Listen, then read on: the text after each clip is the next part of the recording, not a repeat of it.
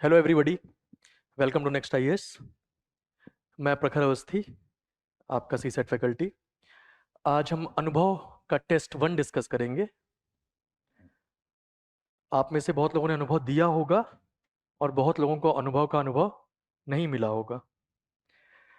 ठीक है, तो मैं अपने एक्सपीरियंस से बता सकता हूँ आपको कि टेस्ट देना चाहिए, है ना।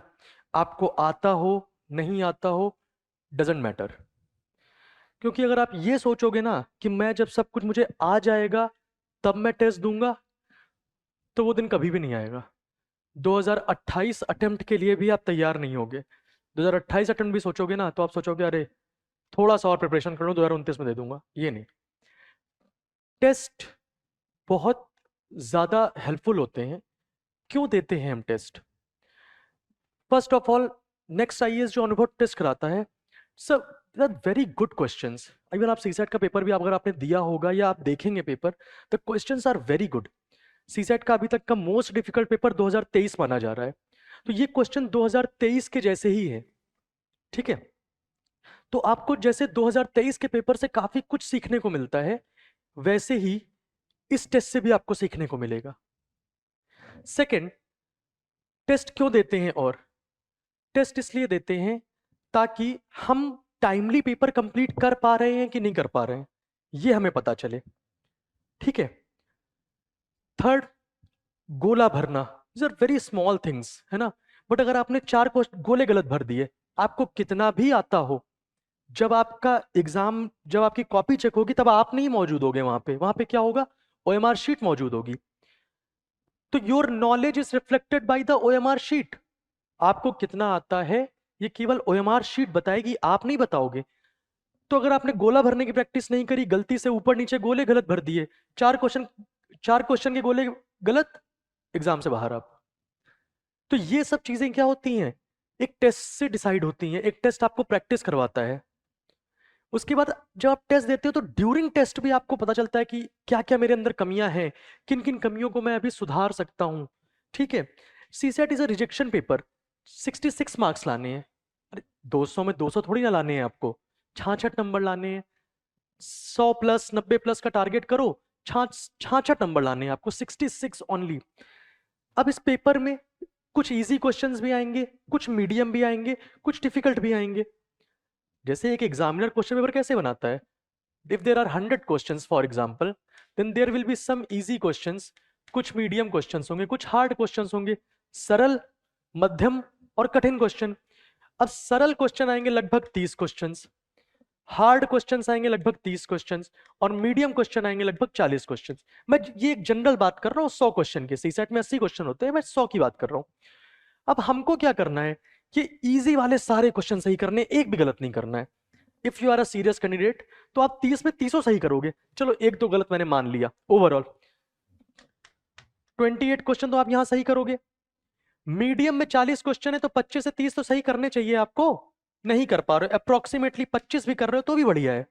और डिफिकल्ट में तो आप 4-5 भी कर लो, बाकी आप छोड़ भी रहे हो, तो भी easily you can qualify both GS1 and CSET if you follow this strategy. बात ठीक है कि नहीं ठीक है यार? तो सीसेट इसलिए रिजेक्शन पेपर है, और टेस्ट देना इसलिए भी इंपॉर्टेंट हो जाता है क्योंकि सीसेट में आपको सारे सवाल हल नहीं करने हैं। इवन आपको इस टेस्ट में भी देखोगे आप कि बहुत सारे क्वेश्चंस जो हैं which are complicated. Complicated as in कि आपको थोड़ा सा मैं टाइम दे दूं कि टाइम की टेंशन नहीं है, 15 मिनट ले लो, क्वेश्चन सॉल्व करो, आधा घंटा ले लो, आप कर भी लो शायद। बट एग्जामिनेशन हॉल में within 2 hours you need to solve 80 questions, है ना, जिसमें approximately 26-27 questions will be of RC. Reading comprehension आपको पढ़ना पड़ेगा, बोध गम्यता, है ना, कॉम्प्रिहेंशन पढ़ना पड़ेगा। तो टाइम नहीं है आपके पास ज्यादा। तो स्ट्रेटेजी क्या है हमारी कि हम simple simple simple simple simple question छांटे, क्योंकि हमको हर क्वेश्चन का 2.5 मार्क्स मिलना है। जब आपका सिलेक्शन हो जाएगा तब कोई ये नहीं पूछेगा कि भाई आपने कौन से सेक्शन के क्वेश्चन ज्यादा किए थे। अच्छा, कठिन वाले सवाल करके आपका सिलेक्शन हुआ है, अच्छा आसान वाले सवाल करके आपका सिलेक्शन हुआ है, फर्क नहीं पड़ता। तो जब फर्क नहीं पड़ता तो हम क्यों ना आसान आसान सवालों को करके छोटे छोटे सवालों के से हर सवालों से 2.5 2.5 2.5 लेते जाएं, एंड फाइनली हमारा सिलेक्शन हो जाए। तो सबसे आसान बात है एंड सबसे इंपॉर्टेंट बात है ये छांटना कि कौन से क्वेश्चन हमको करने हैं। जो क्वेश्चन डिफिकल्ट है, जिसमें आपको लगता है 1 डेढ़ 2 मिनट लग गया, आपका आंसर नहीं आ रहा, उनको छोड़ दो उसी टाइम पे। क्योंकि अगर आप डिफिकल्ट क्वेश्चन में फंसे हुए हो या आपको लग रहा है पेपर डिफिकल्ट है, तो डेफिनेटली कहीं ना कहीं ये इजी और मीडियम सेक्शन के क्वेश्चन छुपे होंगे। इसलिए अगर आपने इस बार टेस्ट नहीं दिया है तो कोई बात नहीं, बट अगली बार से टेस्ट जरूर देना है। बाकी सब ठीक है।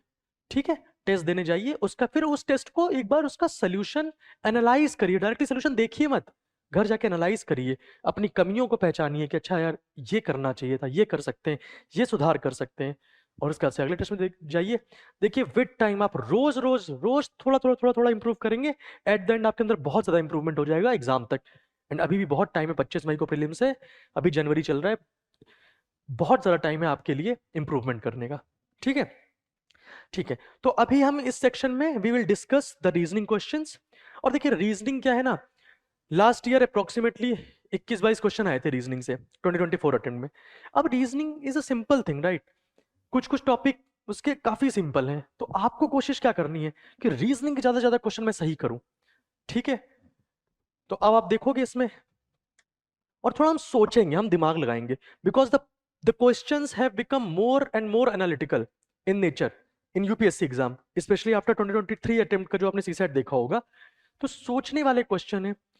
जब वो चाहता है कि आप सोचो तो हम सोचेंगे, और सोच के सॉल्व सॉल्व हो जाएगा पक्का, because this is an exam of aptitude. Civil services aptitude बोलते हैं ना, तो एप्टीट्यूड का एग्जाम है, दिमाग चलाओ, अपने आप आपको आंसर मिलेगा। ठीक है, तो will discuss reasoning. Question number 6, question number 6 पहले करते हैं।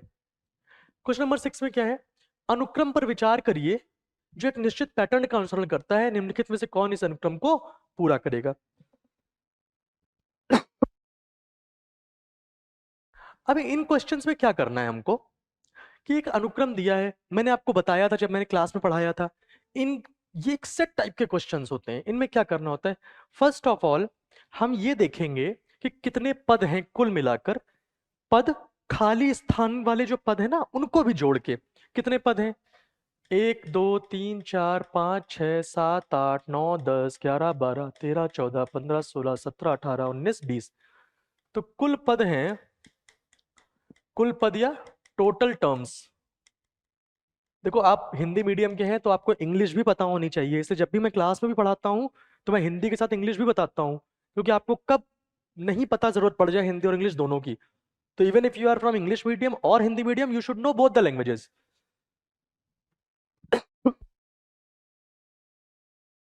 कुल पद हैं 20, टोटल टर्म्स आर 20। अब इन 20 जो पद है ना, इनको हम इस प्रकार से तोड़ेंगे कि हमको कुछ ना कुछ पैटर्न मिल जाए। मैंने आपको बताया हुआ है क्लास में, कैसे करेंगे। 20 को मैं क्या कर सकता हूं, या तो 5x4 लिख सकता हूं और 4x5 लिख सकता हूं। मतलब या तो मैं 5-5 के 4 ग्रुप बना दूं, मतलब 5-5-5-5, 5-5 के 4 ग्रुप तो भी 20 एलिमेंट, या 4-4 के 5 ग्रुप, 4-4-4-4-4, 4-5 20 तो भी 20, 4-4 के 5 ग्रुप या 5-5 के 4 ग्रुप, ऐसे बना दूं। मैं पैटर्न ढूंढूंगा अपना, बहुत बढ़िया बात है। ठीक है, तो मैं एक काम ये क्यों नहीं करता हूं कि 5-5 के 4 ग्रुप, अगर मैं 5-5 के 4 ग्रुप बनाने के देखूं, एक एक करके देखता हूं। ठीक है, ये नहीं काम करेगा तो ये करेगा, इन दोनों में एक करेगा, पक्की बात है। ठीक है, अगर मैं 5-5 के 4 ग्रुप बनाता हूं, 1 2 3 4 5, 1 2 3 4 5, 1 2 3 4 5, 1 2 3 4 5। ठीक है, अब मुझे क्या दिख रहा है, A B, A B, starting के जो 4 है वो क्या रिपीट कर रहे हैं, A B, A B, C D, B C, यहां अगर ब्लैंक है सी, सी डी ब्लैंक है डी, डी ए ब्लैंक है डी, ए बी, फिर पहला वाला रिपीट कर गया, ए फिर दूसरा वाला रिपीट कर गया, बी सी तो पहला वाला रिपीट करना चाहिए, सी डी तो पहला वाला रिपीट करना चाहिए, डी ए तो पहला वाला रिपीट करना चाहिए। अब देखो ये दोनों कंप्लीट हो गए, है ना। अब जो कंप्लीट हो गए उनसे अब हम देखेंगे जो इनकम्प्लीट है उसको फिल करने की कोशिश करेंगे। B C, B C, B, मतलब एक टर्म में पैटर्न बन रहा है, B C, B C, B, alternate वही टर्म्स रिपीट कर रहे हैं। तो ये पहला टर्म, सी फिर वही टर्म, सी फिर वही टर्म, सी डी फिर वही टर्म, डी फिर वही टर्म, डी ए फिर वही टर्म, डी ए डी। तो यहां भी क्या होगा, ए बी और फिर से क्या हो जाएगा, पहला टर्म आ जाएगा। तो answer would be A comma B comma C comma D. That means the option would be on option B, A B C D. बात ठीक है? Simple question it was, right? ठीक है, तो इस टाइप के क्वेश्चन हर बार आते हैं, हर साल आते हैं मोर और लेस। तो इस टाइप के 4-5 क्वेश्चन को प्रैक्टिस कर लो। करना क्या, टोटल टर्म्स गिनने हैं। ग्रुप अगर लेट से 18 एलिमेंट्स होते तो क्या होता है, 6 3 का 18, 3 इंटू 6, 6 के 3 ग्रुप या 3 3 के 6 ग्रुप। 24 होते, 6 चौको 24, 4 जग 24, 6 के 4 ग्रुप या 4 4 के 6 ग्रुप, या 8 3 24, 8 8 के 3 ग्रुप, 3 3 के 8 ग्रुप। देख लेते हैं किसमें पैटर्न बन रहा है, कौन सा डिफिकल्ट टास्क है। ठीक है, will discuss the next question. तो इस पार्ट में we will be discussing reasoning only, and quant हम इसके नेक्स्ट सेक्शन में देखेंगे। Question number 24, 24 number question. 24 number question क्या है, यदि किसी निश्चित कूट भाषा में मोबाइल को 121 और वॉच को 110 लिखा जाता है, तो उसी भाषा में कंप्यूटर के लिए कूट क्या होगा। अब देखो, ये क्वेश्चन किस चैप्टर का है, कोडिंग डिकोडिंग। मैंने आपको पहले ही बताया था, एग्जामिनेशन हॉल में जब आपको पेपर मिलेगा, उसके बाद जब भी आप सॉल्व करना कर शुरू करेंगे, सबसे पहले रफ में आप क्या करेंगे, ऐसे लिख लेंगे आप, A B C D E F G H I J K L M N O P Q R S T U V W X Y and Z, and start numbering them 1 2 3 4 5 6 7 8 9 10 11 12 13 14 15 16 17 18 19 20 21 22 23 24 25 26। तो ऐसा नहीं है, मैं ये नहीं बोल रहा हूँ कि आपको अल्फाबेट नहीं आती या आपको नंबरिंग करना नहीं आता, कि आपको आई अगर मैं पूछ लूंगा तो आपका आई का 9 नहीं बता पाओगे गिन के, बता दोगे। बट ये इतनी बाहर यूज होगा ना, कोडिंग डिकोडिंग में यूज होगा, लेटर सीरीज में यूज सॉरी लेटर सीरीज में यूज हो सकता है, एनालॉजीज में यूज हो सकता है। तो ऐसे केस में हम क्या करेंगे, ऐसे केस में क्या करेंगे कि हम एक बार लिख लेंगे, it will take not more than 30 seconds, 30 second ज्यादा समय नहीं लगेगा, और वो बढ़िया भी हो जाएगा। हम तुरंत देख के कर लेंगे, हमारा टाइम बचेगा, गलती होने की संभावना कम है। वरना एग्जाम में प्रेशर इतना ज्यादा है कि हम A B C D E F G करें, कहो एच छोड़ ही दें, आई का 8 नंबर लिख दें, इससे अच्छा आराम से कर लें। दूसरा मैंने बोला ये साइक्लिकल होता है, कैसे, ए के बाद बी, बी के बाद सी, और घूमते घूमते घूमते लेट से यहाँ पे जेड आया, जेड का 26 है, ए का 1 है, और ये फिर जेड से घूम के फिर से हम ए पहुंच जाते हैं। मतलब अगर 26 के बाद 27 नंबर चाहिए होगा, तो ए को I can write 27 as well. तो ए के लिए हम 27 भी लिख सकते हैं, बी इज 28 29 30, और जेड क्या है, ए के जस्ट पहले है, 1 के जस्ट पहले क्या है, तो इसको मैं 0 भी लिख सकता हूं। ये सब मैंने आपको बताया हुआ है क्लास में, ठीक। अच्छा, ये कोडिंग है, right, letter coding. Letter coding में लेटर को कोड किया है। मैंने आपको बताया था कि कुछ तरीके से खेल खेल सकता है, 2 तरीके से गेम खेलेगा क्वेश्चन में, या तो अल्फाबेट में लेटर की पोजीशन के हिसाब से, अगर वो नहीं हो रहा है तो कैसे खेल खेलेगा, तब खेल खेलेगा उसके वॉवेल और कॉन्सोनेंट की प्रॉपर्टी से। 2 ही तरीके से खेल खेल सकता है, ठीक है। मोबाइल को लिखा है 1 to 1, मोबाइल को क्या लिखा है 1 to 1। अब देखो लेटर को कोड किया है, नंबर आया है, तो मैंने कहा 2 तरीके से खेल खेल सकता है। अब इसमें वॉवेल तो ओ और ई और आई हैं, बट इनसे अभी कुछ दिख नहीं रहा है, तो सबसे पहले तो हम लेटर की पोजीशन निकाल लें, है ना। ठीक है, सबसे ज्यादा तो वही प्रोमिनेंट है, एम को होता है 13, O is 15, B is 2, I is 9, L is 12, E is 5। अच्छा, इसके बाद हम क्या करते हैं, हमको एक ही चीज आती है बचपन से, क्या आता है, जोड़ना। क्योंकि अब इसको मैं गुणा करूंगा तब तो बहुत बड़ी संख्या बन जाएगी, घटाऊंगा तो भी कुछ काम नहीं बनेगा, तो बढ़िया है ना, इसको जोड़ दो। तो 13 और 15 28, 2 30, 9 39, 5 44, 2 46 और 10 56। तो ये 56 आया, 56 से मुझे मिला 121, 56 से मिला 121, ठीक बात है। अब अगर दूसरा मैं ले लूं कंप्यूटर, कंप्यूटर, ठीक है, कंप्यूटर का अगर मैं नंबर ले लूं तो कंप्यूटर का सी, क्योंकि अभी 56 से मुझे 121 नहीं मिल रहा है, अभी देखूंगा कैसे मिलेगा। कंप्यूटर को देख लेते हैं, सी, ओ को क्या लिखेंगे हम 15, एम को क्या लिखेंगे 13, पी को क्या लिखेंगे 16, यू को क्या लिखेंगे 21, टी को क्या लिखेंगे 20, ई को क्या लिखेंगे 5 और आर को क्या लिखेंगे 18। कंप्यूटर का हमको मिल रहा है एक, सॉरी मोबाइल का, कंप्यूटर का पूछ रहा है हमको, राइट, तो कंप्यूटर का तो हमको पता ही नहीं है। वॉच का लिखा है 110, वॉच का लिखा है 110, तो वॉच का देख लेते हैं, वॉच क्या W, W is 23, A 1, T 20, सी 3 और एच 8। इसको भी जोड़ दो भाई, जोड़ के देखते हैं क्या हो रहा है काम। इसका जोड़ क्या हो रहा है, 23 1 24, 24 20 44, 3 47 और 8 55, और 55 से मिल रहा है तुमको 110। अभी बात बताओ मुझे, 55 से 110 कैसे मिल रहा है, 55 का डबल, 55 दूनी 110, कुछ कुछ हम जुगाड़ लगाएंगे। ये कोडिंग डिकोडिंग लेटर सीरीज के मैंने क्या बोला था, इन क्वेश्चन को ज्यादा समय नहीं देना है, 1 1.5 मिनट दो, हो रहा होगा तो ये हो जाएगा, नहीं दे रहा तो आप पूरा दिन लगा दो, नहीं होगा। क्योंकि इसमें क्या है, मैं अगर मुझे क्वेश्चन बनाना है तो मैं भी कोई भी क्वेश्चन बना दूंगा, कुछ भी दिमाग लगा के ढूंढते रह जाओ, है ना। इससे अच्छा वो क्वेश्चन करो जिनमें ज्यादा संभावना है, तो इसमें दो चार 1 2 मिनट देखो, हो रहा है तो ठीक है, वरना हो सकता है क्लिक ना करे आपके दिमाग से, है ना।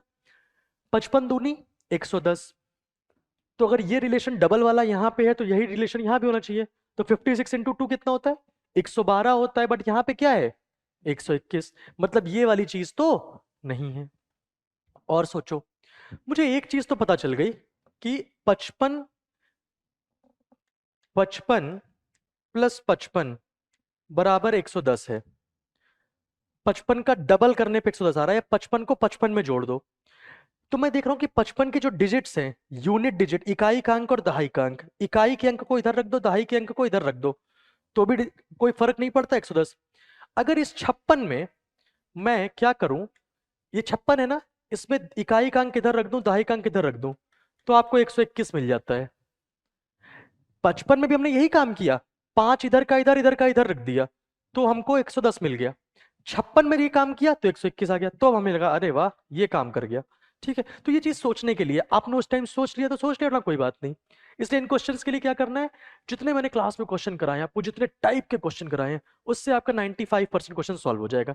जो दो चार नहीं हो रहे हैं उनको कुछ कोई टेंशन नहीं है, क्वेश्चन को देखो, समय देख लगाओ, नहीं हो रहा है 1 1.5 मिनट से ज्यादा, तो don't waste your time, question को प्रणाम करो और आगे निकल जाओ, बस उससे ज्यादा नहीं करना है इसको।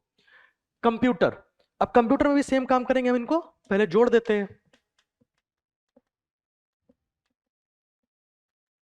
तो 3 और 15 18, और 13 18 3 21 10 31, 6 37 10 47, 1 48, 58 68, 78 88, 5 93, और 93 और 18 93 8 101 और 10 111।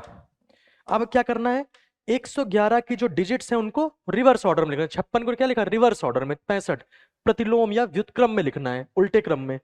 तो 111 को उल्टा भी लिखोगे तो भी 100, उल्टा कैसे लिखते हैं, 6, पहले 6 लिखो फिर 5 लिखो, कोई संख्या ये है 647, उसका उल्टा क्या हो जाएगा, पहले 7 लिखो फिर 4 लिखो फिर 6 लिखो, ये होगा उल्टा।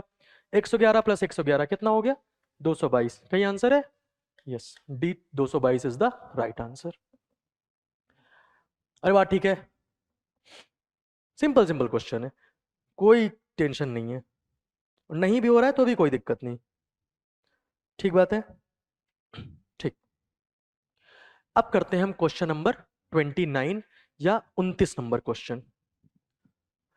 चार दोस्तों अनिल, बाला, चिंटू और डैनी, अब देखो, अब इसमें बड़े बड़े नाम दिए हैं, अब मैं हर बार अनिल, बाला, चिंटू, डैनू, डैनी लिखूंगा तो पेपर खत्म हो जाएगा, या चिंटू डैनी नहीं खत्म कर पाऊंगा मैं, ठीक है, इसलिए क्या इनको शॉर्ट में लिख लो, अनिल को ए से लिख लो, बाला को बी से, चिंटू को सी से, डैनी को डी से। इनके बीच में 10 चॉकलेट इस प्रकार वितरित की जाती हैं, तो सबके पास कितनी चॉकलेट्स हैं, टोटल 10 चॉकलेट है, अभी मुझे पता नहीं किसके पास कितनी है, ठीक है, उनमें से एक को एक चॉकलेट मिलती है, तो ये 4 लोग हैं, एक आदमी को एक चॉकलेट मिलती है, मुझे नहीं पता किसको को एक चॉकलेट मिल रही है, बट किसी को एक मिल रही है। एक मिल रही है, दूसरे को 2, तीसरे को 3 चॉकलेट, चौथे को 4 चॉकलेट। ठीक है, तो अगर सोचो किसी को एक मिल रही है, किसी को 2, किसी को 3 और किसी को 4, यही 4 संभावनाएं हैं चॉकलेट बंटने की। एक को एक मिलेगी, एक को 2, एक को 3, एक को 4। तो 4 3 7 2 9 1 10, कुल मिला के 10 चॉकलेट्स ऐसे बांट दी जाएंगी। बात ठीक है। यह ज्ञात है कि बाला को अनिल अनिल से अधिक चॉकलेट मिलती है। बाला जो है इसको अनिल से अधिक चॉकलेट मिलती है।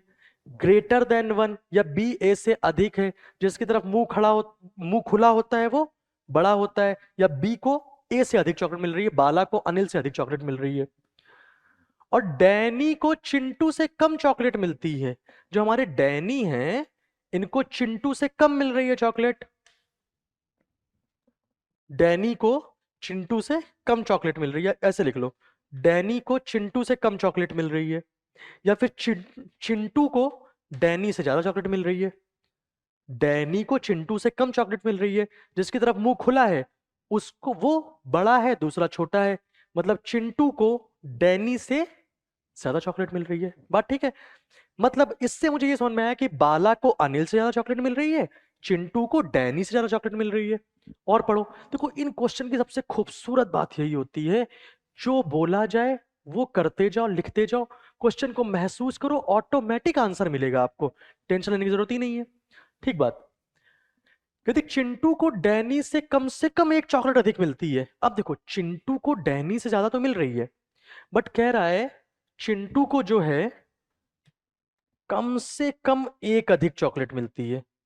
कम से कम एक अधिक, कम से कम का क्या मतलब होता है? एटलीस्ट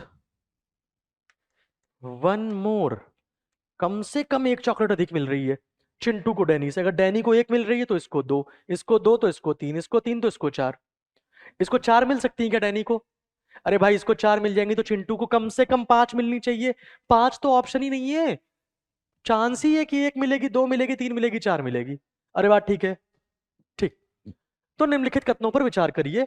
अनिल और चिंटू को मिलाकर कम से कम 5 चॉकलेट मिलती है, अनिल को डैनी से अधिक चॉकलेट मिलती है। तो हम एक काम करते हैं, हम एक टेबल ड्रॉ कर लेते हैं। ठीक है, हम एक टेबल ड्रॉ कर लेते हैं जिसमें हम क्या करेंगे, सबकी संभावित चॉकलेट्स लिख देते हैं। ठीक है, हम सबकी संभावित चॉकलेट्स लिख देते हैं। मान लो ये हो गए चिंटू, डैनी, चिंटू, डैनी, बाला, अनिल। तो चिंटू को हमने सी से लिखा था, डैनी को डी से, बाला को बी से, अनिल को ए से, यही तो किया था। ठीक बात है। अब हम क्या करते हैं, सबकी संभावनाएं देख लेते हैं कि किसको कितनी चॉकलेट मिल सकती हैं। अच्छा एक बात बताओ, डैनी से तो हमेशा ज्यादा चिंटू को चॉकलेट मिलेगी। बात ठीक है कि नहीं? ठीक है, तो अगर डैनी को एक चॉकलेट मिल रही है तो चिंटू को कम से कम एक ज्यादा मिलनी चाहिए, तो कम से कम चिंटू के पास 2 होनी चाहिए। अरे बात ठीक है कि नहीं? ठीक है यार, कम से कम इसके पास 2 होनी चाहिए। या फिर दूसरी संभावना क्या हो जाए, इसको एक ही चॉकलेट मिल रही है बट इसको अब क्या मिल जाए, 3 चॉकलेट, क्योंकि एक व्यक्ति को या तो एक मिलेगी, या 2 मिलेगी, या 3 मिलेगी, या 4 मिलेगी। डैनी को अगर एक मिल रही है तो चिंटू को कम से कम एक ज्यादा। कम से कम एक ज्यादा का मतलब एक ज्यादा भी हो सकता है, 2 ज्यादा भी हो सकता है, 3 ज्यादा भी हो सकता है, बट एक से कम नहीं। तो अगर इसको एक मिल रही है तो इसको 2 मिल जाए, इसको एक मिल रही है तो इसको या तो 3 मिल जाए, हमें क्या पता कितनी मिल रही है। इसको एक मिल रही है तो हो सकता है इसको 4 चॉकलेट मिल जाए। अरे बात समझ में आई कि नहीं आई? बात समझ में आई कि नहीं आई? ठीक, अब क्या करना है नेक्स्ट, कि अब अगर मैं ये सोचूं कि डैनी को एक नहीं, एक की जगह 2 चॉकलेट्स मिल रही हैं। अगर डैनी को 2 चॉकलेट्स मिल रही हैं तो चिंटू को कम से कम एक ज्यादा चॉकलेट मिलेगी, कम से कम एक ज्यादा। तो अगर इसको 2 मिल रही है तो इसको एक तो नहीं मिलेगी, 2 से कम एक ज्यादा। तो इसको कितनी मिलनी चाहिए? 3 मिल सकती हैं। या क्या हो जाए, इसको अगर 2 मिल रही है तो कम से कम एक ज्यादा ना, तो इसको हो सकता है 4 मिल जाए। अरे बात ठीक है कि नहीं? ठीक है। ठीक, अब अगर डैनी को 4 से ज्यादा हो सकता है क्या? 2 अगर इसको मिल जाए तो इसको 5 मिल सकती हैं क्या? 5 नहीं मिल सकती हैं, क्यों? क्योंकि 5 का ऑप्शन ही नहीं है, या तो एक मिले, या 2 मिले, या 3 मिले, या 4 मिले। ठीक है, अब अगर डैनी को 3 चॉकलेट मिल रही हैं तो चिंटू को कम से कम एक ज्यादा मिलनी चाहिए, तो चिंटू को मिल गई 4 चॉकलेट। 5 का तो ऑप्शन है नहीं। और अगर डैनी को 4 मिल गई तो चिंटू को कम से कम एक ज्यादा 5 मिलनी चाहिए, वो ऑप्शन नहीं है। तो इतनी ही संभावनाएं होंगी चिंटू और डैनी में। अरे बात ठीक है। अब बात यह है कि अब मैं बाला और अनिल को भरूंगा। चॉकलेट कैसे मिलनी 4 लोगों को, या तो 1 मिले या 2 मिले या 3 मिले या 4 मिले। 1 और 2 यहां पे हो चुकी है, तो बचे कौन से ऑप्शन? किसी को 3 मिलनी है, किसी को 4। बाला और अनिल में बाला को हमेशा ज्यादा चॉकलेट मिल रही है, इसका मतलब 1 और 2 बट गई हैं, बची कौन? 4 और 3। बाला को अनिल से हमेशा ज्यादा मिलनी है।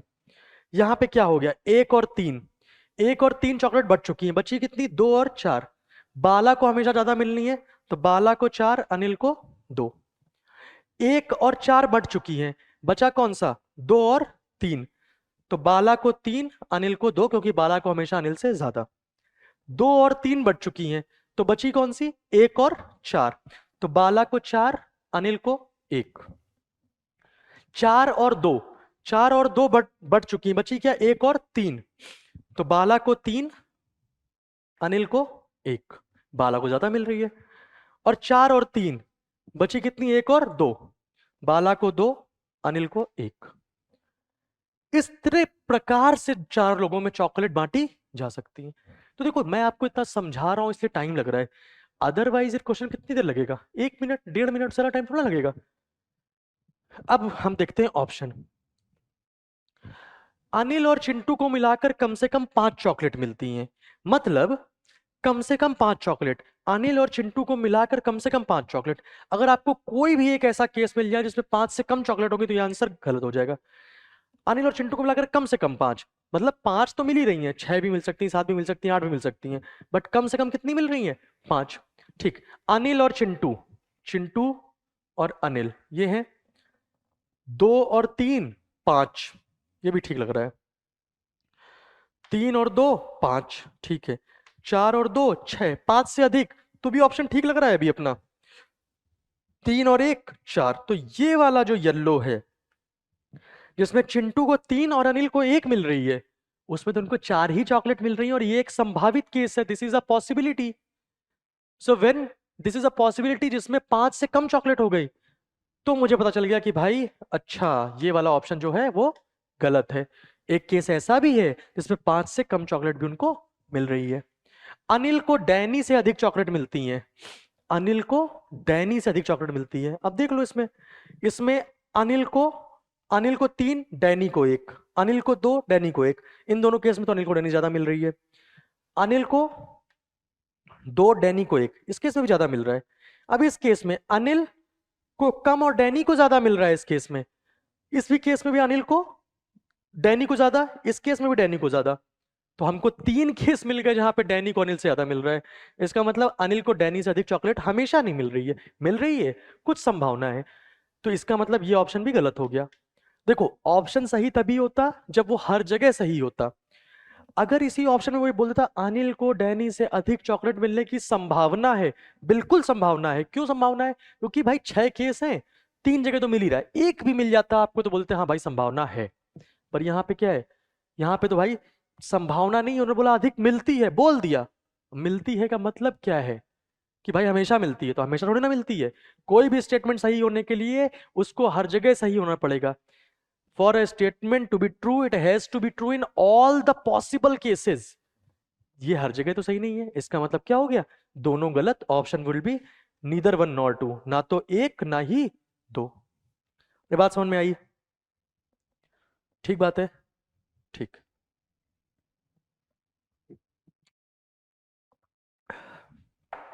ठीक है,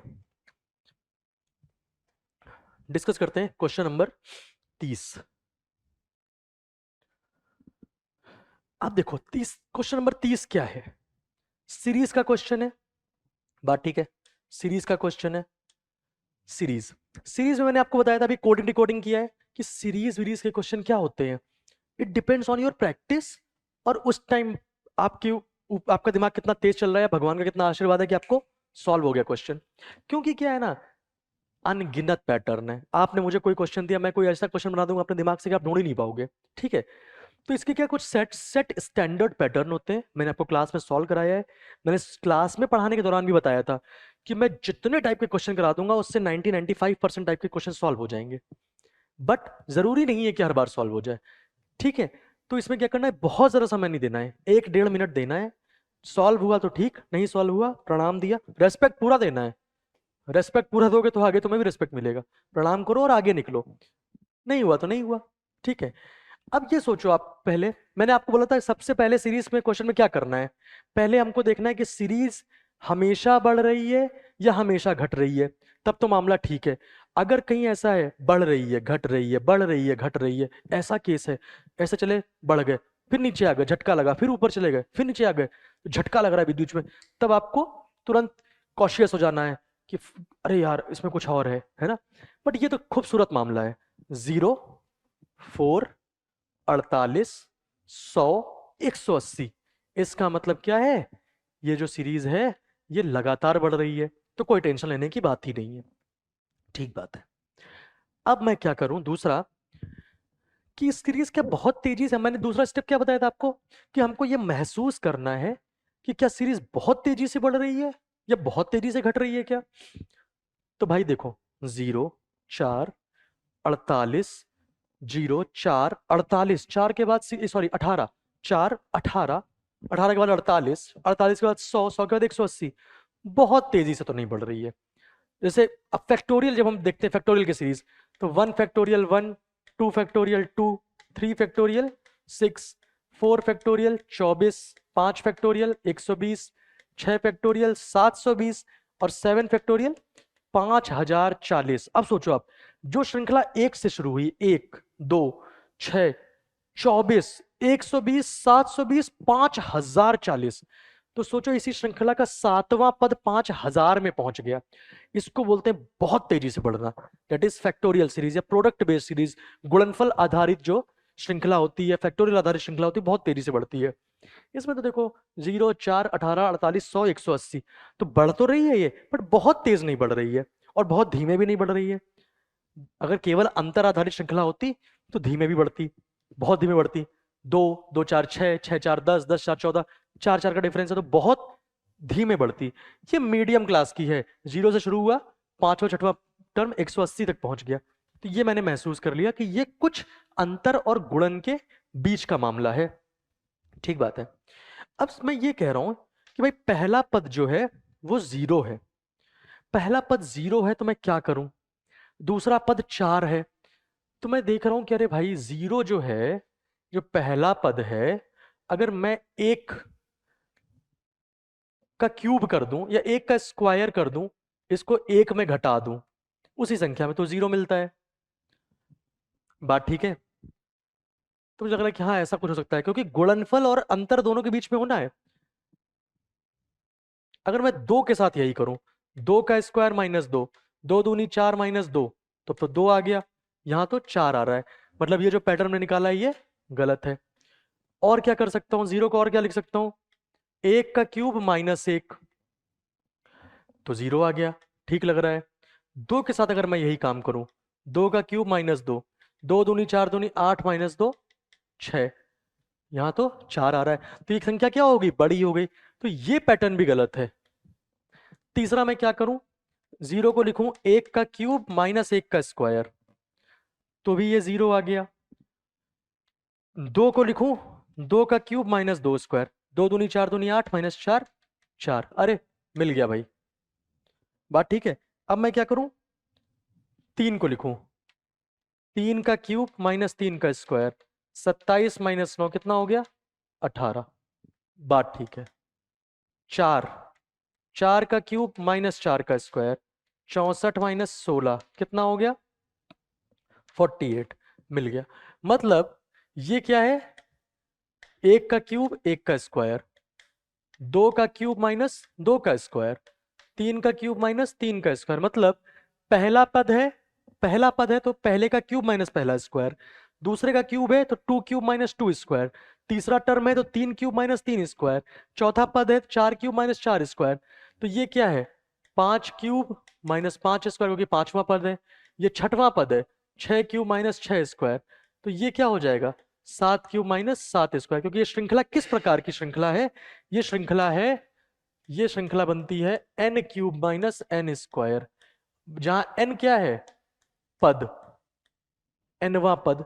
7 क्यूब माइनस 7 स्क्वायर मैंने आपको क्लास में बोला था, नहीं है तो अगर आपने नहीं पढ़ा है तो भी आपको कम से कम 30 तक के स्क्वायर और 20 तक के क्यूब याद होने चाहिए, ठीक है, क्योंकि आप एग्जाम में कैलकुलेट करने नहीं बैठोगे, क्योंकि ये केवल क्वेश्चन सॉल्व करने का एग्जाम नहीं है, टाइम पे क्वेश्चन सॉल्व करना है। जिस जिस एग्जाम में कम टाइम में ज्यादा क्वेश्चन करने होते हैं that is even more difficult, क्योंकि क्वेश्चन तो आसान होते हैं पर उनको टाइमली कंप्लीट करना इज अनदर चैलेंज। तो 7 का क्यूब आपको याद होगा 343, और 7 का स्क्वायर तो दुनिया को पता है 49, तो 343 माइनस 49 कितना हो जाएगा, 294। तो आंसर है कहीं option 294, yes option B 294 is the right answer. अरे बात ठीक है, ठीक ठीक, क्वेश्चन नंबर 30 हो गया है, ठीक।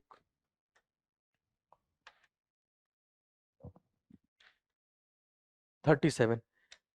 अब ये क्वेश्चन क्या है, सिलोगिज्म, सिलोगिज्म मैंने आपको पढ़ाया है, सिलोगिज्म्स, या फिर इसको क्या हम बोलते हैं, न्याय निगमन। न्याय निगमन, आपको कुछ स्टेटमेंट दिए जाएंगे, कथन, इनसे कुछ निष्कर्ष दिया जाएगा, बोलो भाई इन कथन से कौन सा निष्कर्ष आप बता सकते हो, ठीक है।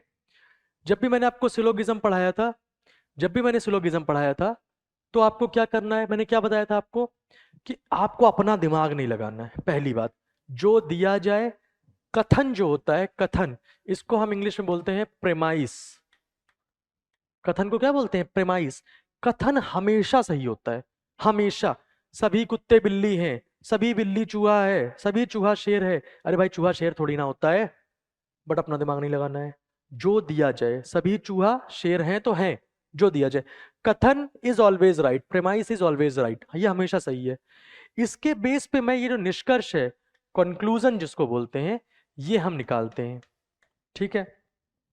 फिर मैंने आपको जब पढ़ाने के टाइम कहा था कि सिलोगिज्म का जो क्वेश्चन है उसमें मैं सही उत्तर नहीं ढूंढूंगा, इसमें क्या ढूंढूंगा, गलत उत्तर, क्योंकि कोई भी चीज एक जगह सही तो जरूरी नहीं कि वो हर जगह सही हो, बट कोई भी चीज एक जगह गलत तो वो हमेशा के लिए गलत। क्योंकि देखो आप इसमें डायग्राम बनाओगे, वेन डायग्राम से संभावनाएं बनाते हैं कि ये हो सकता है, ये हो सकता है, ये हो सकता है, ये हो सकता है, बट अगर ऐसा हो जाए कि आपने 3 संभावनाएं बनाई और 4 एग्जिस्ट कर रही हो, चौथी आप नहीं बना पाए, आपने कोई स्टेटमेंट देखा, अरे ये तो सही लग रहा है, इसमें भी सही, इसमें भी सही, इसमें भी सही, और जो आप नहीं बना पाए उसी में गलत, और तुम सही मार के चले आए, तो क्या हो गया, गलत हो गया आंसर।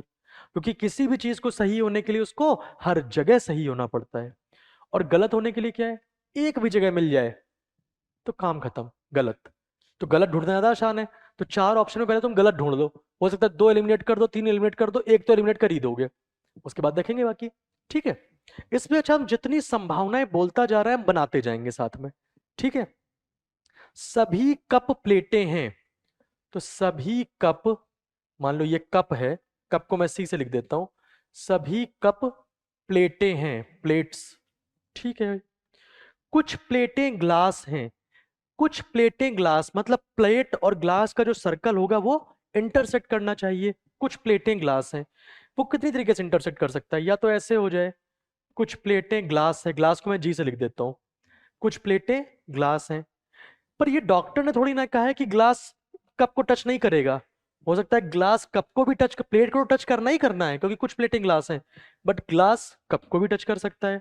तो what I can do is, cup, सभी कप प्लेटें हैं, और कुछ प्लेटें ग्लास हैं, कुछ प्लेटें ग्लास है ना, तो भाई ग्लास ऐसे बना दो, बेसिकली कुछ प्लेटें ग्लास है मतलब प्लेट और ग्लास का जो सर्कल है, जो ग्लास का सर्कल है ये, और प्लेट का जो सर्कल है, उन दोनों को आपस में इंटरसेक्ट करना चाहिए, तो भाई वो ऐसे भी कर सकती है, किसी ने नहीं बोला है कि कप ग्लास नहीं है, जब तक नहीं बोले तब तक हम कैसे मान ले, तो ये संभावना है, ये भी हो सकता है, या ये हो जाए, सभी ग्लास दरवाजे हैं सभी ग्लास क्या है, दरवाजे, ये ग्लास हैं, ये क्या है, सभी ग्लास दरवाजे, तो ऐसा हो जाए कि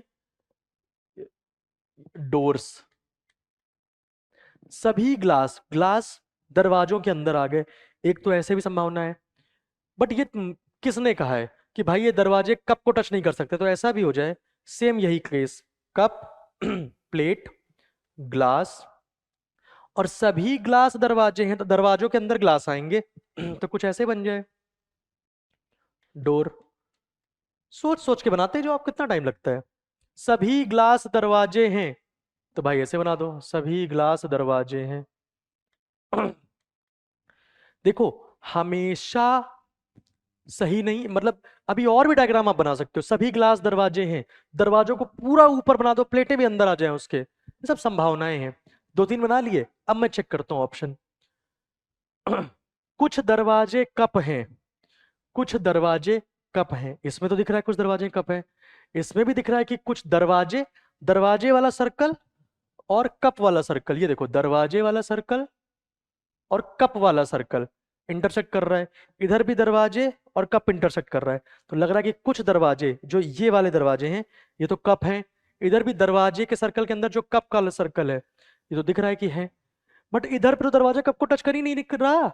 और हमको एक संभावना मिल गई कि भाई कुछ दरवाजे कप नहीं है इस वाले में, इसका मतलब पहला स्टेटमेंट क्या हो गया? गलत।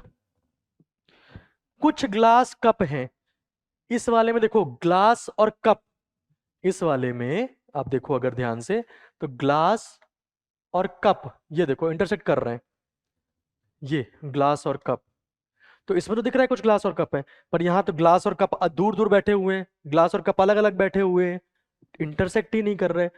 हमको एक कम से कम संभावना चाहिए चीजों को गलत करने के लिए, तो हमने गलत कर रहे हैं। मैंने कहा था आपको गलत ढूंढना है। कुछ प्लेटें कप हैं, अरे भाई सारे कप प्लेट हैं, ये दिया हुआ है ऑप्शन में, सभी कप प्लेटें हैं, सारे कप जो है प्लेट के अंदर हैं, यहाँ भी सारे कप प्लेट के अंदर है, यहाँ भी सारे कप प्लेट के अंदर है। तो ये सारे क्या हैं? ये सभी क्या हैं? ये सभी क्या है? प्लेटें, ये सभी प्लेटें हैं। और जो ये वाली प्लेटें हैं जो इसके अंदर हैं, ये वाली, वो तो क्या है? सभी कप है। तो जो ये डैश करी है ये सारी प्लेटें हैं ना, और वो वाली प्लेटें जो कप के अंदर है वो कप भी हैं, तो डेफिनेटली कुछ प्लेटें कप हैं। और जो ये वाली है ना, ये वाली प्लेटें, ये क्या है? कप के बाहर है, तो ये वो प्लेट और प्लेट के अंदर है, तो ये वो प्लेटें हैं जो कप कप नहीं है पर प्लेट हैं। तो ये तो क्या हो गया? हमेशा सही होगा। क्यों? क्योंकि ऑब्वियसली जब सभी कप प्लेटें हैं तो कुछ प्लेटें तो कप होंगी। ठीक बात है। कोई दरवाजा कप नहीं है, भाई इसमें दिख रहा है कोई डोर, नीला वाला, ये देखो आप, ये वाला, ये पीला से जो मैं कर रहा हूं, दरवाजा और कप ये दूर दूर है, टच नहीं कर रहे। इसमें देखो दरवाजा और कप इंटरसेक्ट कर गए, इधर पे इंटरसेक्ट कर गए। इसमें बोला कोई दरवाजा कप नहीं है, अरे किसने बोला है भाई कोई दरवाजा कप नहीं है? हमको एक संभावना मिल गई कि इसमें इसमें देखो दरवाजा और कप है, इसमें भी दरवाजा और कप इंटरसेक्ट कर रहा है तो है। तो मैं कह रहा हूं इसको भी मैं सही नहीं करूंगा। तो मुझे एक बात तो पता चल गई कि ऑप्शन 3 जो है वो पक्का सही है, बाकी सब गलत है। तो अब बोल रहे हैं पहला और 3 अनुसरण करते हैं, तो डेफिनेटली नहीं करते हैं क्योंकि पहला तो अनुसरण नहीं करता है। तीसरा और चौथा अनुसरण करते हैं, तीसरा तो करता है भाई, चौथा नहीं करता, तो ये भी गलत हो गया। या तो 1 या 4 अनुसरण करते हैं, या तो 1 या 4 और 3 अनुसरण करते हैं, भाई 3 तो अनुसरण करता है। तो अगर इन दोनों ऑप्शन को तुम आप नहीं भी समझ पा रहे हो तो एक दो ही ऑप्शन में सही होना है, दोनों में बोल रहा है या तो 1 सही है या 4 सही है, परंतु 3 भी सही है, तो ऑब्वियसली ठीक है। अब 1 या 4 को पढ़ लेते हैं। 1 क्या बोल रहा है? कुछ दरवाजे कप हैं, चौथा बोल रहा है कोई दरवाजा कप नहीं है। ये तो आप स्टेटमेंट देख के ही बोल सकते हो भाई, दो ही तो पॉसिबिलिटी है, ये तो दरवाजा कप है या दरवाजा कप नहीं है, कोई तीसरी पॉसिबिलिटी है? तो ये दोनों स्टेटमेंट क्या है? कोई दरवाजा या तो कप है और या नहीं है। तो अगर ये स्टेटमेंट सही तो दूसरा सही नहीं होगा, दूसरा सही तो पहला सही नहीं होगा, बट इन दोनों में कोई ना कोई हमेशा सही होगा।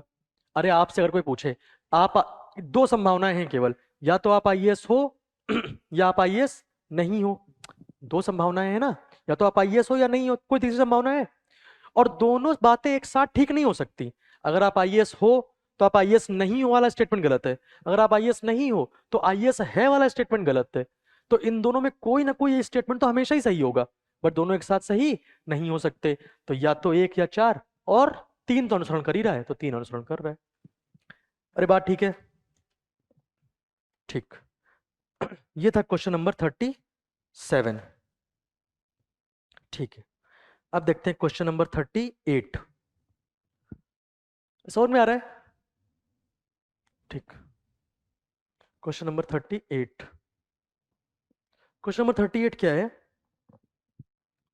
सोमवार को सुबह 9 बजे से 9 बजे दो घड़ियां सही ढंग से सेट की गई हैं। एक घड़ी 1 घंटे में 4 मिनट पीछे हो जाती है, जबकि दूसरी 1 घंटे में 3 मिनट आगे हो जाती है। अच्छा, एक बात बताओ, तो उसी दिन शाम 5 बजे दोनों घड़ियों के समय में कितना अंतर होगा? आप ये सोचो कि मान लो ये दो पेन हैं, ये क्या हो रहा है, हर 1 मिनट में ये 1 और 2 कदम आगे, और ये उतनी उसी समय में 2 कदम पीछे। सोचो, 1 और 2, 1 और 2, तो दोनों के बीच में अंतर कितना हो गया? जितना ये पीछे गया, जितना ये आगे गया। ये 2 कदम पीछे, ये 2 कदम आगे, तो अंतर कितना हो गया? 4 कदम, है ना? सोचो, ये पहले में 3 कदम आगे जाता है, तो 1 2 3, ये 2 कदम पीछे जाता है, 1 2, अंतर कितना हो गया? यहां से अंतर हमेशा यहां से देखोगे, इस पॉइंट से, तो 2 और 3, 5 का अंतर हो गया। बात ठीक है? वैसे ही बोल रहा है सुबह 9 बजे दो घड़ियां सही ढंग से सही की गई हैं। 1 घंटे में एक 4 मिनट पीछे जाती है। सोचो, ये जो जा रही है 4 मिनट पीछे जाती है, और जो दूसरी है वो क्या होती है? 1 घंटे में 3 मिनट आगे जाती है। 3 मिनट आगे चली गई। ये कितनी देर की बात है? 1 घंटे की। मतलब 1 घंटे में इनके बीच का अंतर कितना हो जाता है? 7 मिनट का। अरे बात ठीक है? इसलिए 1 घंटे में दोनों घड़ियों के बीच अंतर कितनी देर का अंतर हो जाता है? 7 मिनट का। अरे बात ठीक है? ठीक। तो भाई ये देख लूं, 1 घंटे में 7 मिनट का अंतर होता है। 9 बजे घड़ी सेट की गई है, और 9 बजे से कितने बजे देखा जा रहा है? 5 बजे। तो 9 से 5 के बीच में कितना अंतर होता है? 9 से 12 3 घंटे, और 12 से 5 5 घंटे। 3 + 5 8 घंटे हो गए। ये कैलकुलेट कर लो, 10 11 12 1 2 3 4 5, 8 घंटे में 9 से 12 कितने घंटे का अंतर हो गया? 8 घंटे। तो भाई 1 घंटे में अगर 7 मिनट का अंतर होता है, तो 8 घंटे में कितने का अंतर हो जाएगा? 8 × 7, 8 घंटे में कितने मिनट का अंतर हो जाता है? 8 × 7, दैट इज 56 मिनट का अंतर हो जाएगा। कौन सी ऐसी समस्या है? 56 minute is the right answer. अरे बात ठीक है? ठीक है ना? बढ़िया। That was question number 38। अब क्वेश्चन नंबर 48, 48 नंबर क्वेश्चन।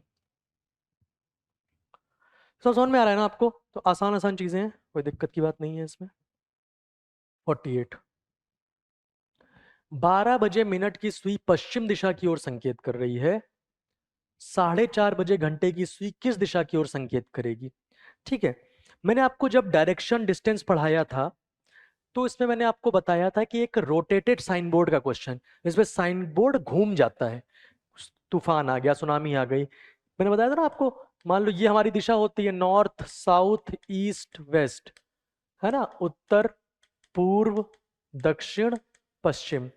कुछ हवा हवा चली और ये साइन बोर्ड घूम गया। जो उत्तर दिखा रहा था वो क्या दिखाने लगा? उत्तर दिखाने लगा। जो उत्तर दिखा रहा था वो कुछ और दिखाने लगा। ठीक है?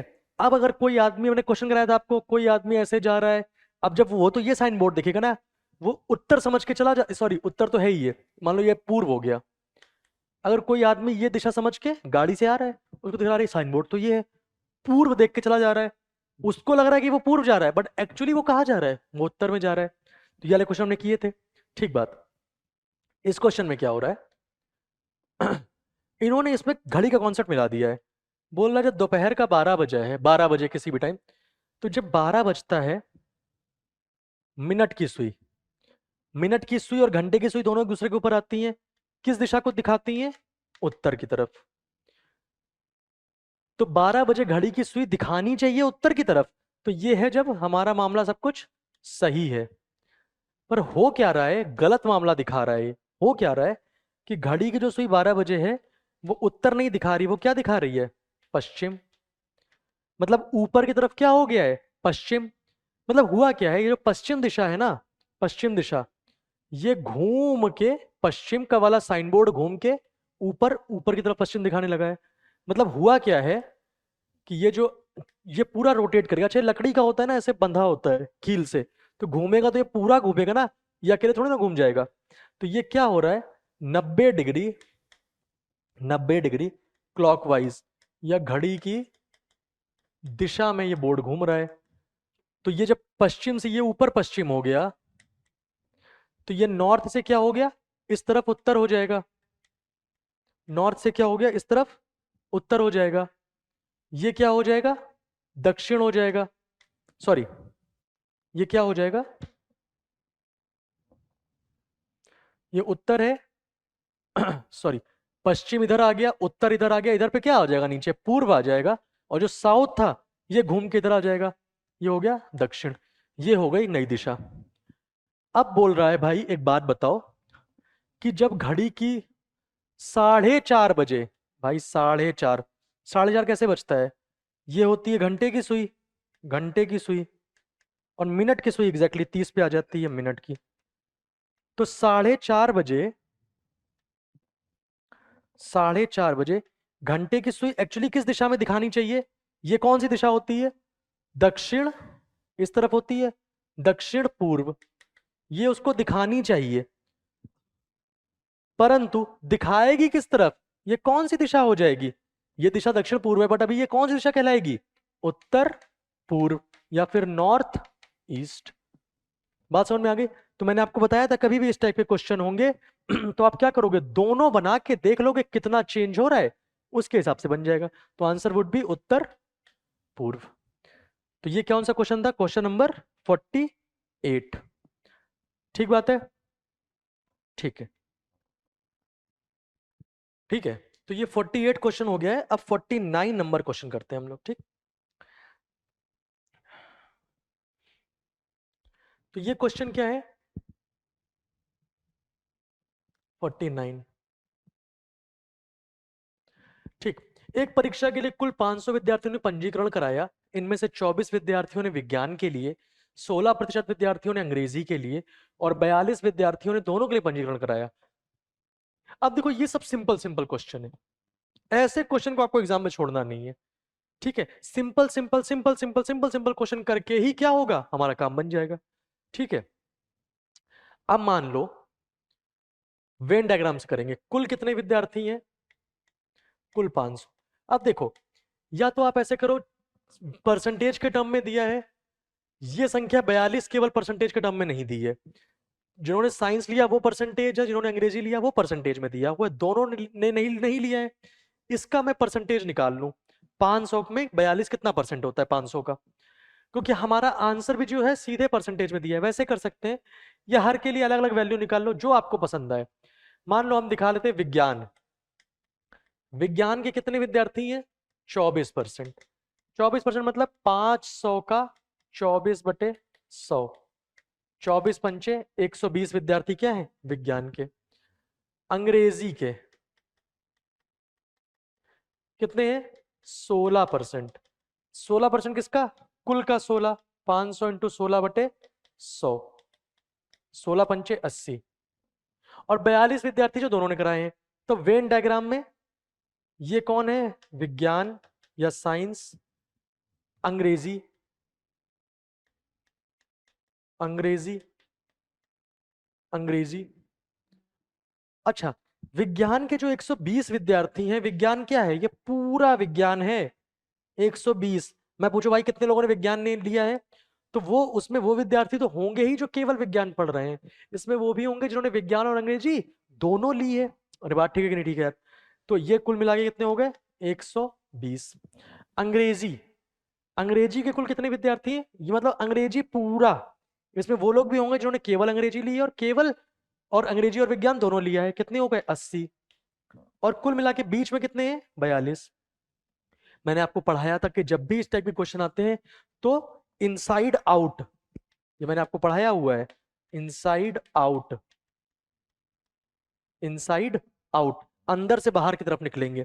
तो मैं अंदर से बाहर निकलूंगा, तो विज्ञान का अगर मैं ये देखूं, विज्ञान में टोटल कितने हैं? 120, टोटल 120 है ना। उसमें से 42 ऑलरेडी घर में घुस चुके हैं। सोचो आपके घर में 6 लोग हैं, 4 लोग ऑलरेडी घर के अंदर हैं, तो कितने नहीं है अंदर? 6 माइनस 4, तो 120 में 42 ऑलरेडी हैं। तो ये कितने, जो लोग केवल विज्ञान लिए हुए हैं वो कितने हो जाएंगे? 120 माइनस 42, 42 8 50 और 70 58, 58 लोग वो हैं जो केवल विज्ञान लिए हुए हैं। अच्छा, अंग्रेजी, टोटल अंग्रेजी है 80, इसमें से 42 ऑलरेडी घुसे हुए हैं अंदर, 42 ऑलरेडी कैलकुलेटेड है। 80 लोग तो टोटल अंग्रेजी पढ़ी है, उसमें 42 वो हैं जिन्होंने अंग्रेजी के साथ विज्ञान भी पढ़ा है। तो केवल अंग्रेजी पढ़ने वाले कितने हो गए? 80 माइनस 42, 38। ठीक है, तो 58 है जो केवल विज्ञान पढ़ रहे हैं, 42 है जो दोनों पढ़ रहे हैं, 38 है जो केवल अंग्रेजी पढ़ रहे हैं। तो अगर मैं ये देख लूं, कुल पढ़ने वाले लोग जो ये दो सब्जेक्ट पढ़ रहे हैं, विज्ञान और अंग्रेजी, कितने हो गए?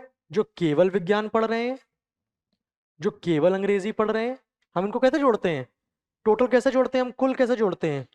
जो केवल एक सब्जेक्ट का काम कर रहे हैं, एक पढ़ रहे हैं, और जो केवल या दोनों, दोनों ऐसे तो करते हैं हम, दोनों।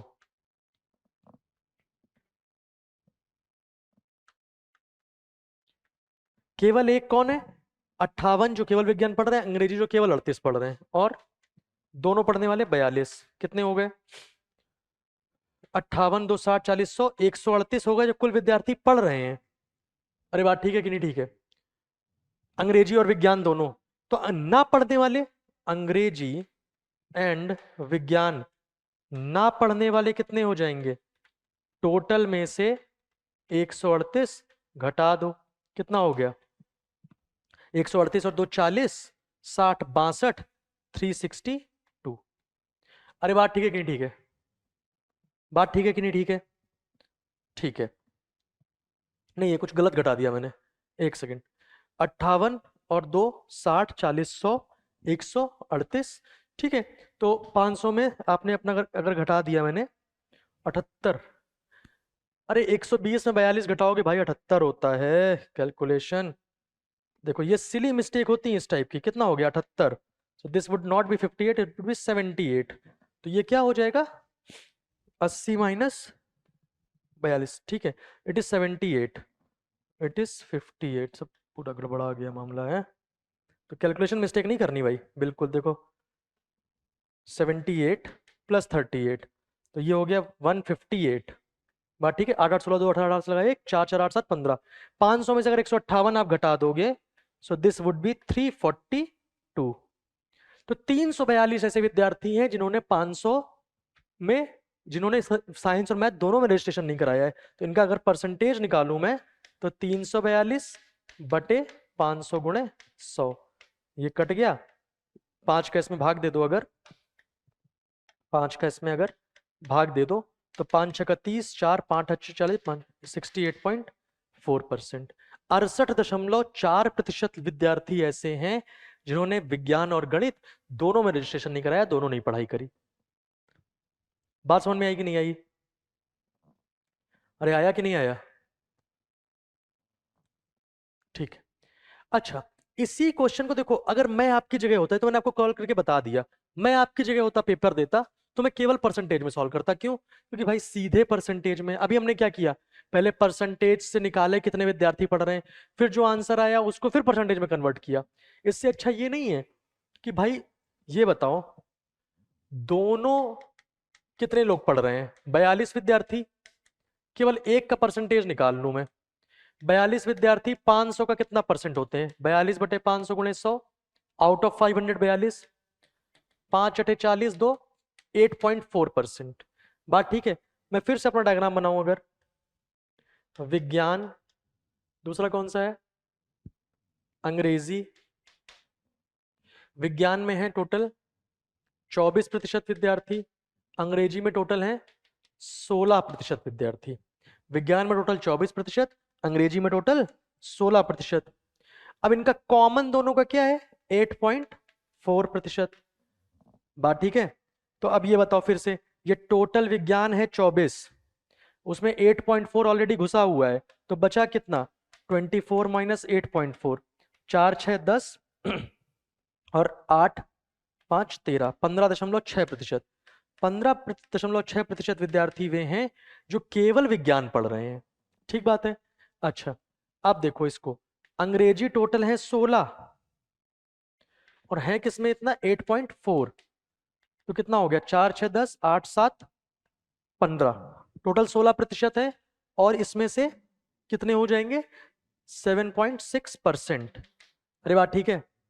तो कुल पढ़ने वाले आदमी कितने हो जाएंगे, कुल अंग्रेजी और विज्ञान पढ़ने वाले कितने हो जाएंगे, जो केवल एक एक सब्जेक्ट पढ़ रहे हो, और कुछ ऐसे होंगे जो दोनों पढ़ रहे होंगे। तो केवल एक पढ़ने वाले हैं 15.6 जो कि विज्ञान वाले हैं, प्लस 7.6% जो कि अंग्रेजी वाले हैं, प्लस 8.4% जो कि क्या है विज्ञान और अंग्रेजी दोनों पढ़ रहे हैं। कुल मिला के जोड़ दो, तो 6 6 12 4 16, 6 यहां से लगा 1, 6 7 13 8 21, 1 यहां से लगा 2 2 1 3, 31.6% वो लोग हैं जो कि कुछ ना कुछ अंग्रेजी या विज्ञान में पढ़ ही रहे हैं, चाहे अंग्रेजी पढ़े चाहे विज्ञान पढ़े और चाहे दोनों पढ़े। तो दोनों ना पढ़ने वाले, दोनों नहीं, दोनों नहीं,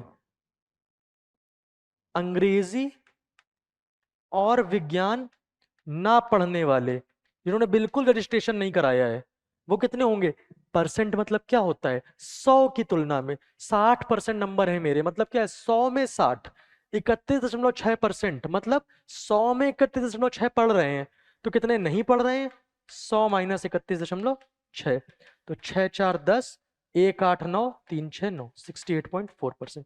same answer you got right. Calculation भी कम और ठीक है, बस परसेंट जोड़ दिया। देखो मैं इसमें ना पूरी वैल्यू कुछ मान सकता था, उन्होंने 42 विद्यार्थी दे दिए, वरना मैं कुछ वैल्यू मान लेता कि 100 विद्यार्थी हैं, 24 विद्यार्थी ने विज्ञान पढ़ी, 16 अंग्रेजी ने पढ़ी। तो अगर किसी भी क्वेश्चन में सब कुछ परसेंटेज के टर्म में माना जाए, तुमने किसी भी चीज को 10% लाभ में बेच दिया, जिसको बेचा उसने उस चीज को फिर से 10% लाभ में बेच दिया, तो मैं क्या कर सकता हूँ, वैसे पूरा क्वेश्चन परसेंटेज के बेसिस पे है, तो मैं क्या मान सकता हूँ कि 100 रुपए है उसका दाम। पर अगर ऐसा क्वेश्चन आ जाए कि आपने किसी वस्तु को 10% लाभ में बेचा, किसी दूसरे व्यक्ति ने उसे कुछ प्रतिशत लाभ में बेचकर 120 रुपए में बेच दिया, तो बताओ जब मैंने वैल्यू फिक्स कर दी 120 रुपए, तब फिर मैं 100 रुपए नहीं मान सकता, क्योंकि तब वैल्यू 100 रुपए नहीं होगी, कुछ और आएगा आंसर। तो अगर पूरे क्वेश्चन में परसेंटेज के बेसिस पे बात हो, तब तो मामला बढ़िया 100 मान सकते हो, अगर नहीं है तो फिर नहीं मान सकते हो, नॉर्मल सॉल्व करना पड़ेगा। बात ठीक है, ठीक। So that is how we are done with the question number 49। ठीक है, क्वेश्चन नंबर 49। अब हम देखते हैं क्वेश्चन नंबर 58। क्वेश्चन नंबर 58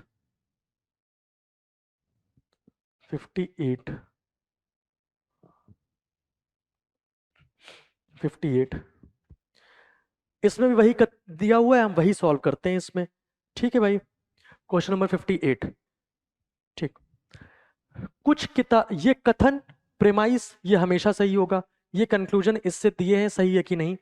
कुछ किताबें मशीन हैं, कुछ किताबें मशीन हैं, मान लिया मैंने कुछ किताबें मशीन है, कोई मशीन पेंसिल नहीं है, मतलब मशीन और पेंसिल का सर्कल इंटरसेक्ट नहीं करना चाहिए।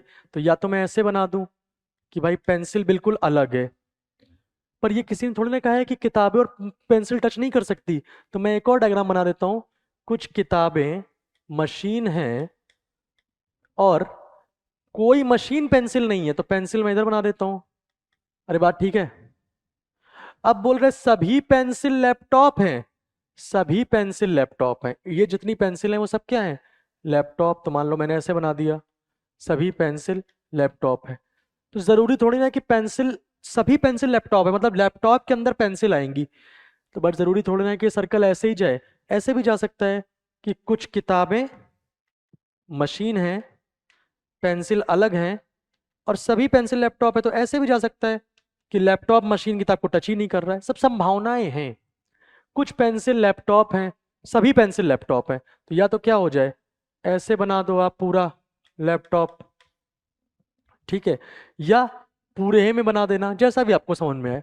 कुछ पेंसिल मोबाइल है, अब बोल रहा है कुछ पेंसिल मोबाइल है, तो भाई ऐसे भी बन सकती है पेंसिल मोबाइल, ऐसे बन जाए मोबाइल, कुछ बन जाए कि भाई ऐसे बन जाए, सबको काटता हुआ चला जाए।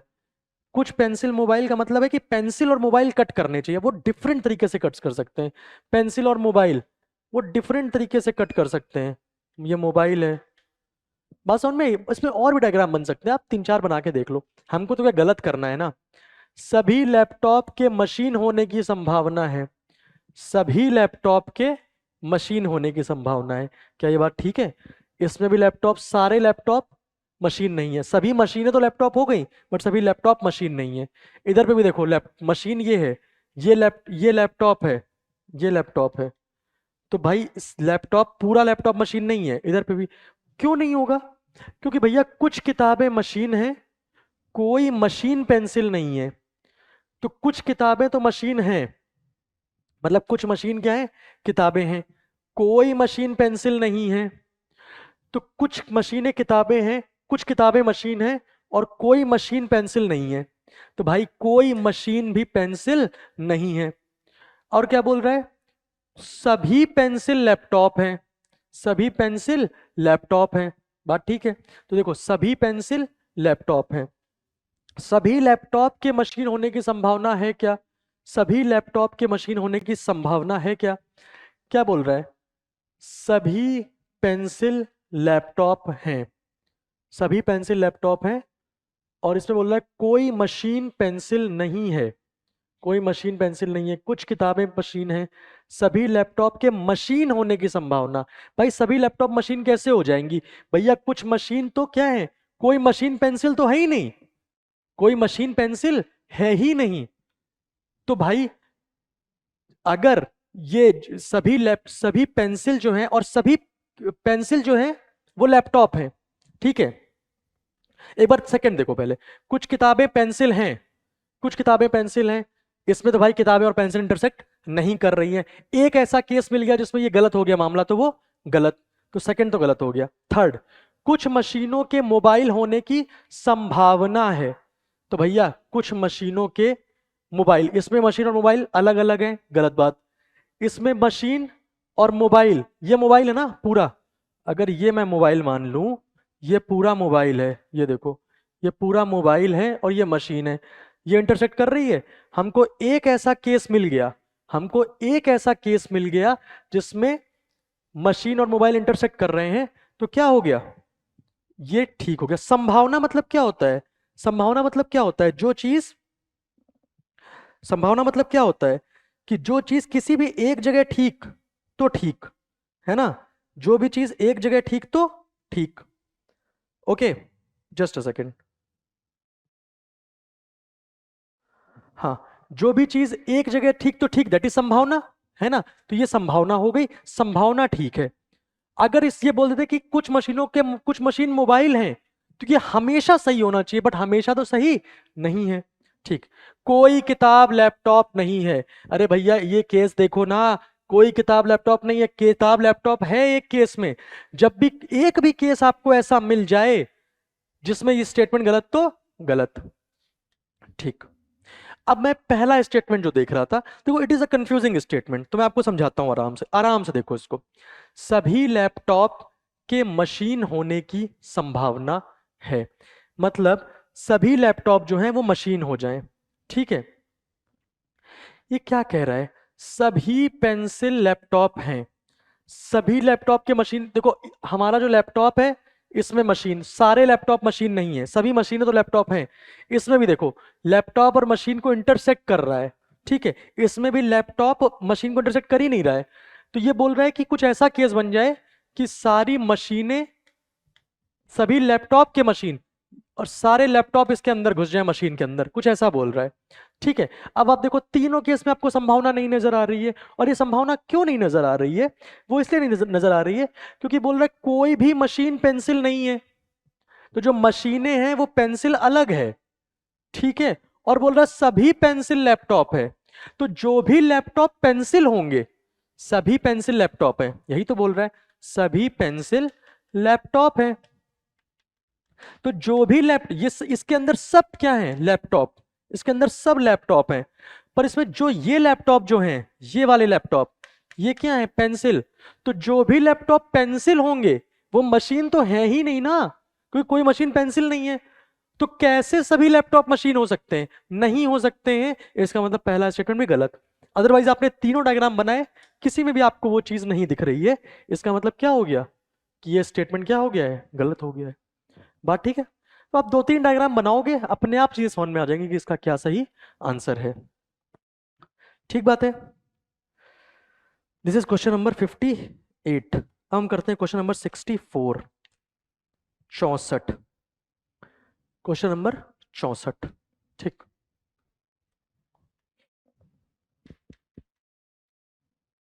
ठीक। एक प्रश्न के उपरांत दो कथन दिए गए, इस टाइप के देखो बहुत क्वेश्चन दिए जाते हैं। ठीक है। अब हमको ये देखना है कि जो क्वेश्चन पूछा गया है, क्या वो केवल पहले कथन को यूज करके उसका आंसर दे सकते हैं, या केवल दूसरे कथन को यूज करके उसका आंसर दे सकते हैं, या दोनों को यूज करना पड़ेगा उसका आंसर देने के लिए। ठीक है। सोहन ने संतरा, सेब और अमरूद प्रत्येक 1 किलोग्राम खरीदने के लिए 300 रुपए से कम खर्च किए। ठीक बात है। तीनों फलों में से कौन सबसे महंगा फल है, ये बताना है हमको। ठीक भाई बात है। तो मान लो संतरा है ओ, माना माना 1 किलोग्राम का पूछ रहा है ना, महंगा।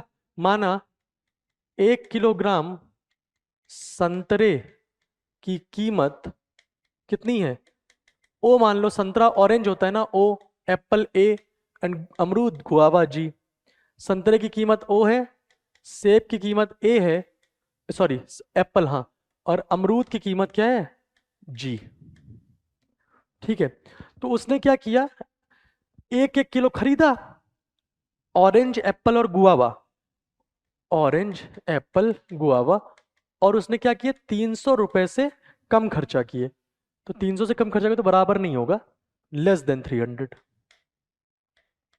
कम खर्चा किए। 1 किलो अमरूद व 2 किलो की संतरे की कीमत। अच्छा, 1 किलो अमरूद की कीमत, 1 किलो अमरूद की कीमत कितनी है, जी।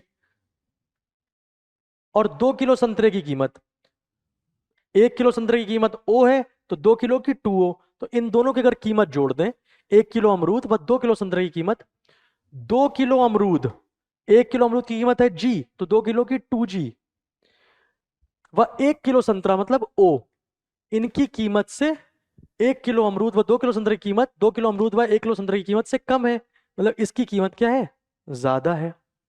अरे बात ठीक है कि नहीं, ठीक है। इसका मतलब अगर मैं जी को इधर ले जाऊं, ओ को इधर ले जाऊं, तो क्या हो जाएगा, 2O minus O less than 2G minus G, that means O is less than G. मतलब मुझे पहले स्टेटमेंट से ये पता चल गया कि अमरूद जो है वो संतरे से क्या है, महंगा है, जी इज ग्रेटर देन ओ।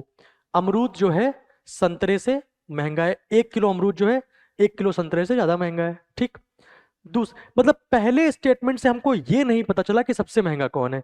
हो सकता है सेब इससे भी महंगा हो सकता है सेब बीच में कहीं हो सकता है सेब सबसे कम महंगा हो, सस्ता हो। तो प्रश्न का उत्तर दोनों में से अकेले एक कथन का प्रयोग करके दिया जा सकता है, किंतु अकेले का अन्य कथन का प्रयोग करके नहीं दिया जा सकता। इनमें से किंतु अकेले अन्य कथन का, तो इस कथन का प्रयोग करके तो नहीं दिया जा सकता है। अकेले किसी एक कथन का प्रयोग करके दिया जा सकता है, गलत। प्रश्न का उत्तर दोनों कथनों का एक साथ प्रयोग करके दिया जा सकता है, देखेंगे प्रश्न का उत्तर दोनों कथनों का एक साथ प्रयोग करके नहीं दिया जा सकता है। अब हम दूसरा स्टेटमेंट देखते हैं भाई, दूसरे से क्या मिल रहा है। 1 किलो संतरा ओ, 2 किलो सेब, 1 किलो सेब की कीमत ए, 2 किलो सेब की कीमत 2A। कीमत 1 किलो सेब, 1 किलो सेब की कीमत ए, और 2 किलो अमरूद की कीमत 2G के बराबर है। ओके, बोल रहा है O प्लस 2A बराबर A प्लस 2G। ठीक है। तो अब अगर मैं इसको करूं तो A को इधर ले जाऊं, O plus 2A minus A बराबर 2G, या O प्लस A बराबर 2G, O प्लस A बराबर 2G। अरे बात ठीक है, ठीक। अब इससे ये हमें क्या महसूस हुआ, अगर इसको आप ऐसे देखो, तो 2G बराबर O प्लस ए, जी बराबर O प्लस ए बाई 2, यही तो हुआ। G बराबर A plus O plus A by 2, ये हमने निकाल लिया। ठीक है, O प्लस ए प्लस जी, इन तीनों की कीमत क्या है? 300 के बराबर है। अच्छा, अगर मैं ये सोचूं O प्लस ए का मान जो है, इसको मैं दो तरीके से सॉल्व कर सकता हूं, मैं आपको बताता हूं कैसे।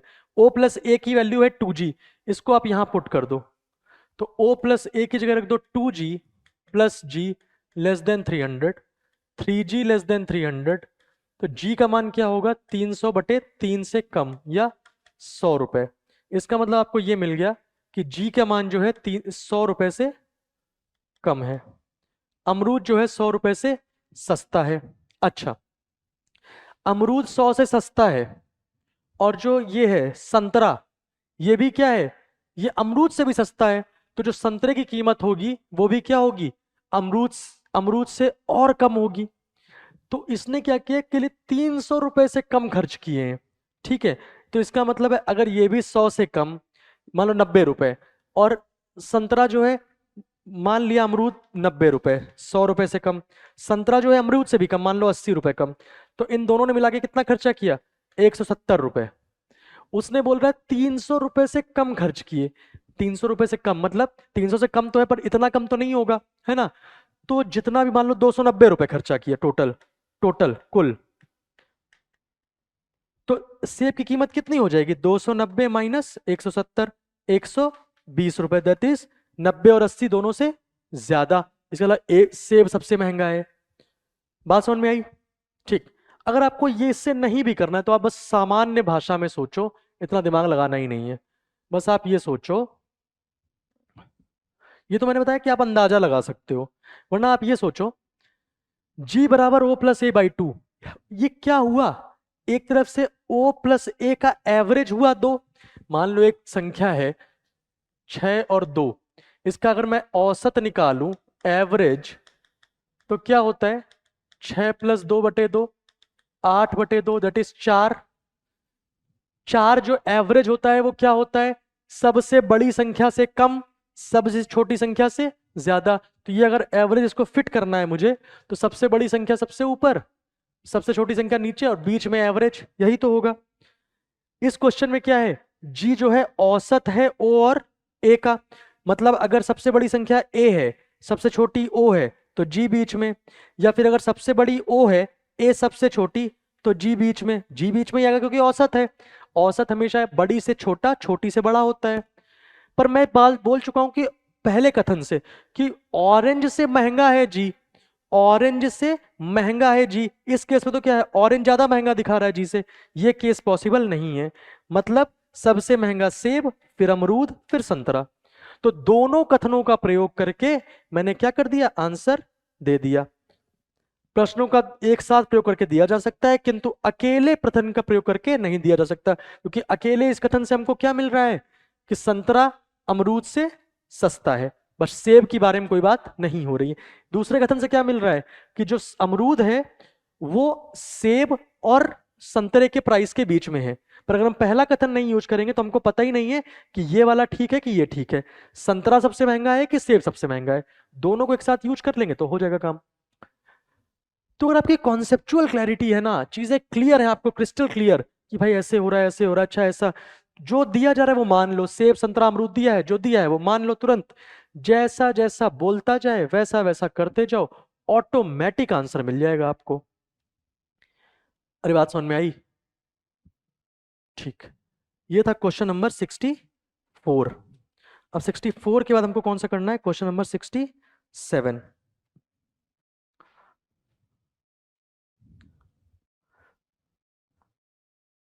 Question number 67।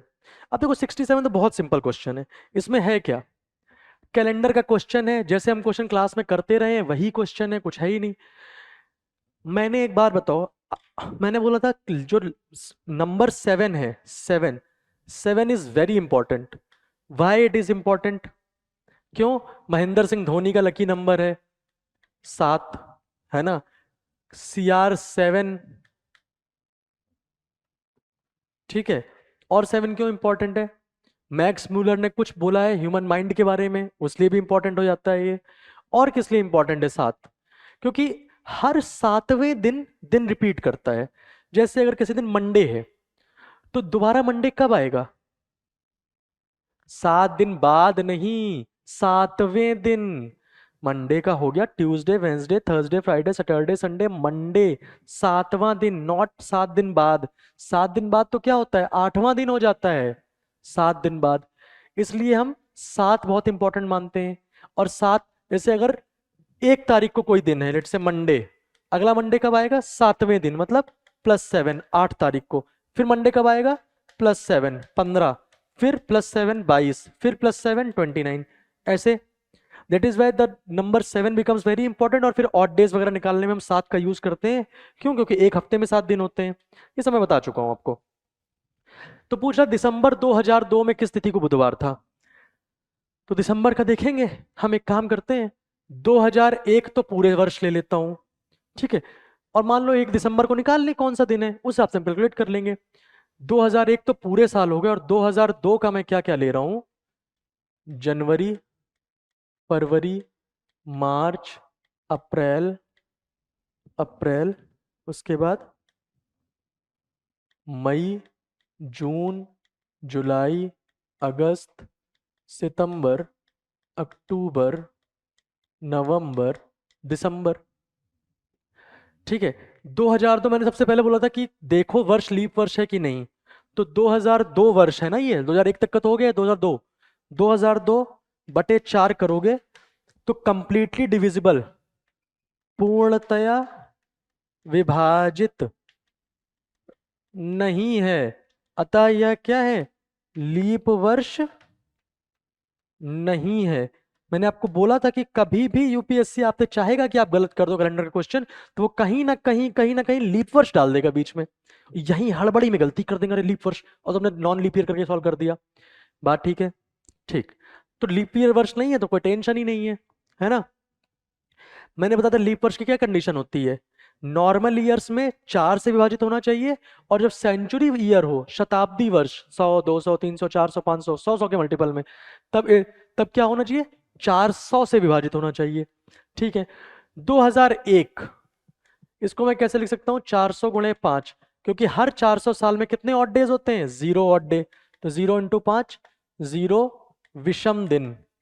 विषम दिन को हम क्या बोलते हैं? ऑड डेज, या इसको मैं ओडीज लिख देता हूं, ओडीज। ठीक है। इसके बाद एक वर्ष और बचा।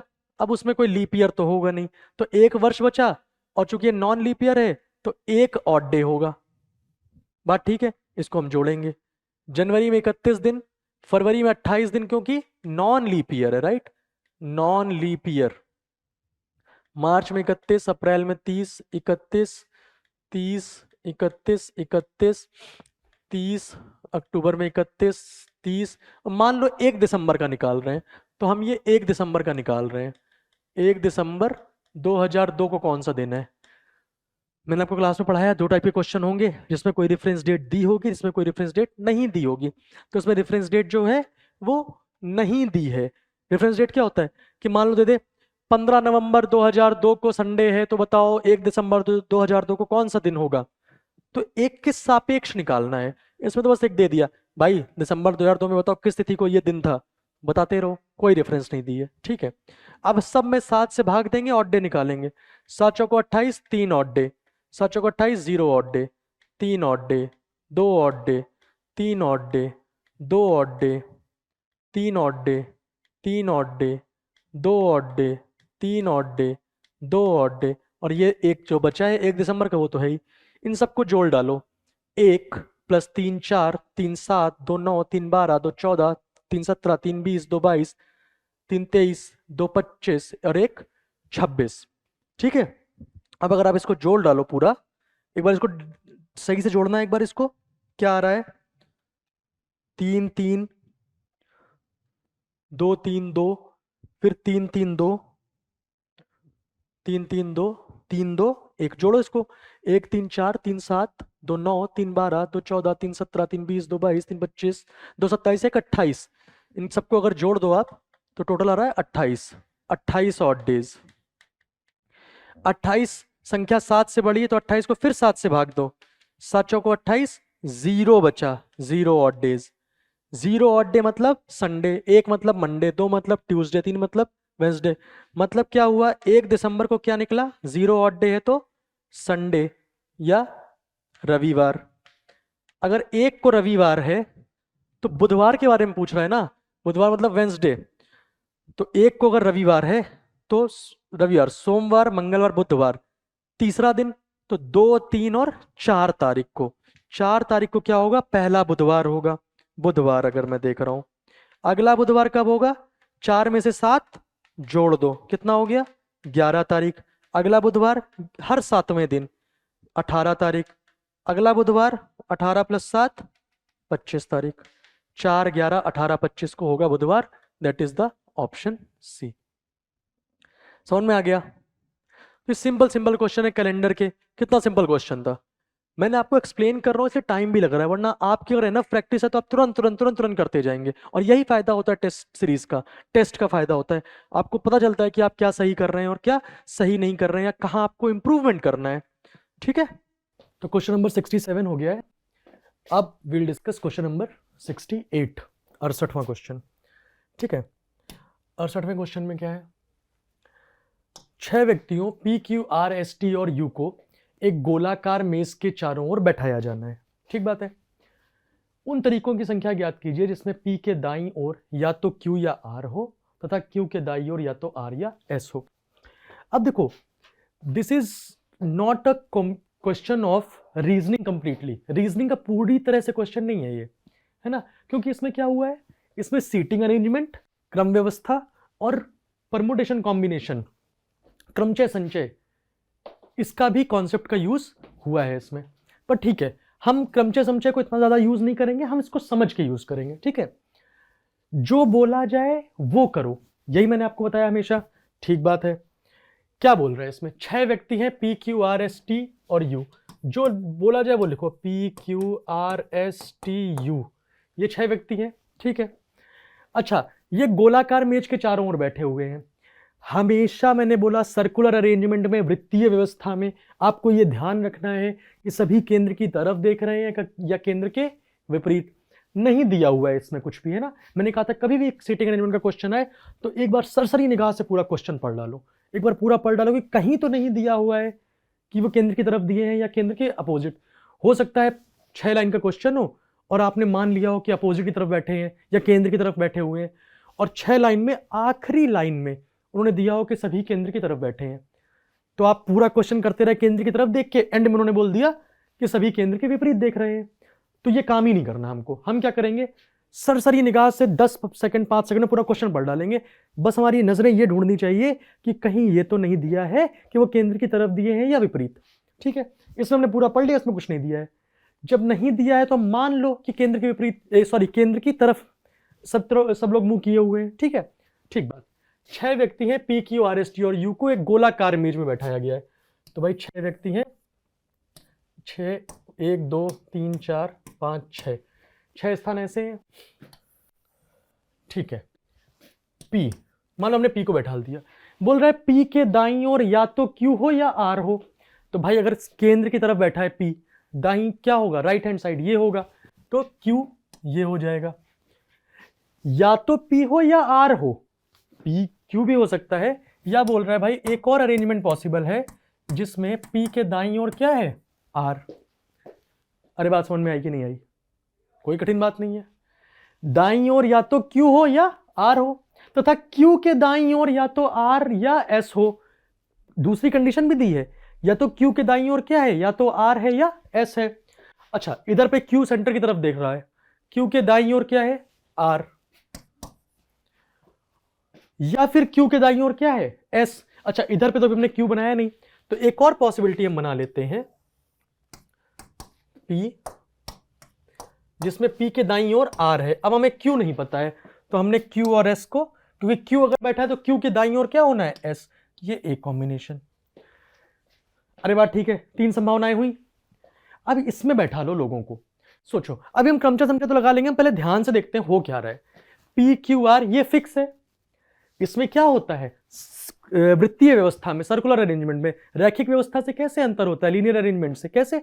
लीनियर में क्या होता है, एक स्टार्टिंग पॉइंट होता है, एक एंड पॉइंट होता है। इसमें क्या है, कोई स्टार्टिंग एंड नहीं है। पी को बैठा दिया, अब इसके सापेक्ष हमको देखना है, तो पी क्यू आर फिक्स हो गया। अब बताओ, पी क्यू आर अगर फिक्स हो गया तो बचे क्या, एस टी और यू। अब हमें किसको बैठालना है, एस टी और यू को बैठालना है। बात ठीक है।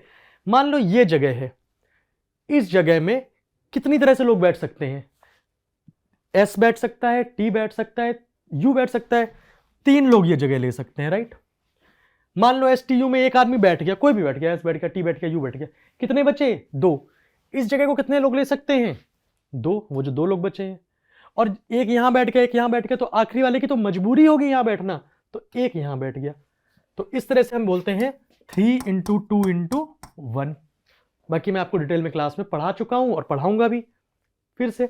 तो कितना हो गया, 6 तरीके से टोटल यहां पे लोग बैठ सकते हैं। इसी को हम बोलते हैं 3 स्थान है, 3 लोग हैं, तो 3 फैक्टोरियल तरीके से लोग बैठ सकते हैं। 3 फैक्टोरियल की वैल्यू क्या होती है, 3 फैक्टोरियल क्या होता है, 3 × 2 × 1 दैट इज 6। चाहे तो आप फैक्टोरियल से कर लो, वरना आप समझ के कर लो। यहां पे कौन बैठ सकता है, एस टी यू में कोई भी एक, 3 तरीके से ये जगह भर सकती है। जब एक आदमी भर गया, बैठ गया, तो 2 जगह बची, 2 लोग बचे। ये जगह 2 तरीके से भरी जा सकती है, और ये जगह मजबूरी है, दोनों बैठ गए तो एक ही जगह तरह से भरी जा सकती है। बात ठीक है, गॉट इट। सेम इस वाले में भी क्वेश्चन में देखो आप, P, जिसमें P के दाईं ओर या तो Q हो या R हो। अब यहां पे P के दाईं ओर क्या, कौन बैठ गया, R, तथा Q के दाईं ओर या तो R हो या S हो। अच्छा, एक और चीज, इस वाले केस में, यहां वाले में ये थोड़ा सा ये हो गया था। P के दाहिनी ओर क्या है, या तो Q हो या R हो। अगर P के दाहिनी ओर ही Q भी है, तो Q के दाहिनी ओर क्या है, S। यही तो है, P के दाहिनी ओर या तो Q हो या P के दाहिनी ओर या तो Q हो।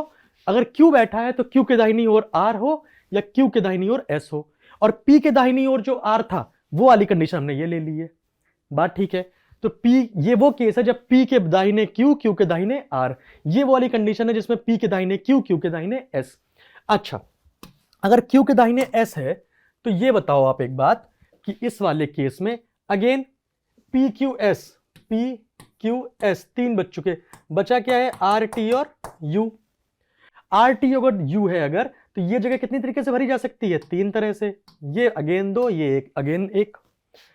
इसका मतलब ये कितनी तरीके से भरी जा सकती है, 3 × 2 × 1 दैट इज 6 तरीके से। और इसी को हम बोलते हैं 3 जगह 3 लोग, तो 3 फैक्टोरियल तरीके से। तो 6 तरीके से ये, 6 तरीके से ये। तो या तो ये होगा या तो ये होगा, या फिर क्या हो जाए, P के दाहिनी ओर R है। पहले मैंने वो R कर दिया था, R वाला केस हम इधर डील कर रहे हैं। इधर पे PQ, Q के बगल में S, Q के बगल में R। अब अगर P और R वाला केस हम डील कर रहे हैं, P के बगल में R तो फिक्स है, Q के बगल में S है, मतलब QS ऐसे चलेगा। तो QS अगर मान लो यहां फिक्स कर दो, तो ये जगह तो फिक्स हो गई, ठीक है। तो QS कितनी तरह से बैठ सकता है, सोचो। या तो QS ऐसे हो जाए जैसे रेड में है, या क्या हो जाए, QS इस तरह से, क्योंकि Q को जस्ट राइट साइड पे S होना है। या फिर क्या हो जाए, Q इधर बैठ जाए और S या तो ऐसे बैठ जाए। ऐसे ही तो 3 तरीके से बैठ सकता है। अरे बात ठीक है कि नहीं, ठीक है। तो QS बिल्कुल फिर सेम 3 तरीके से बैठ सकता है QS। जब QS फिक्स हो गया, मान लो ये लाल वाला देखो, अगर QS फिक्स हो गया तो ये और ये पोजीशन खाली रह गई, ठीक है। QS अगर भर गया, PR भरा ही हुआ है, तो बचा क्या है, T और U। फिर अगली जगह 2 तरीके से भरी जाएगी, T या U में कोई एक भी बैठ सकता है, और अंतिम जगह फिर 1 तरीके से, टोटल 6 तरीके से। या फिर ऐसे मान लो QS को एक इंसान मान लो, तो टोटल 3 पोजीशन, 3 लोग, तो 3 फैक्टोरियल तरीके से। तो 6 तरीके से ये, 6 तरीके से ये, 6 तरीके से ये। तो ये कितने तरीके हो जाएंगे टोटल, जिसमें ये सारे केस संभव हो, या तो ये हो या तो ये हो या तो ये हो। तो कुल कितने तरीके हो जाएंगे, 6 + 6 + 6। या फिर इसी को हम लिख सकते हैं 3 factorial, 3 factorial, 3 factorial that is 18। बात समझ में आई। डायग्राम समझ में आया कैसे होना है? पी के बगल में क्यू, क्यू के बगल में आर, पी के बगल में क्यू, क्यू के बगल में एस, पी के बगल में आर, तो क्यू और एस को तो साथ में होना ही है, तो उसकी ये पोजीशन हो जाएंगी। ठीक है, आई होप आपको समझ में आ गया होगा। ठीक, 68 के बाद नेक्स्ट क्वेश्चन हम डिस्कस करेंगे, क्वेश्चन नंबर 75। Question number 75।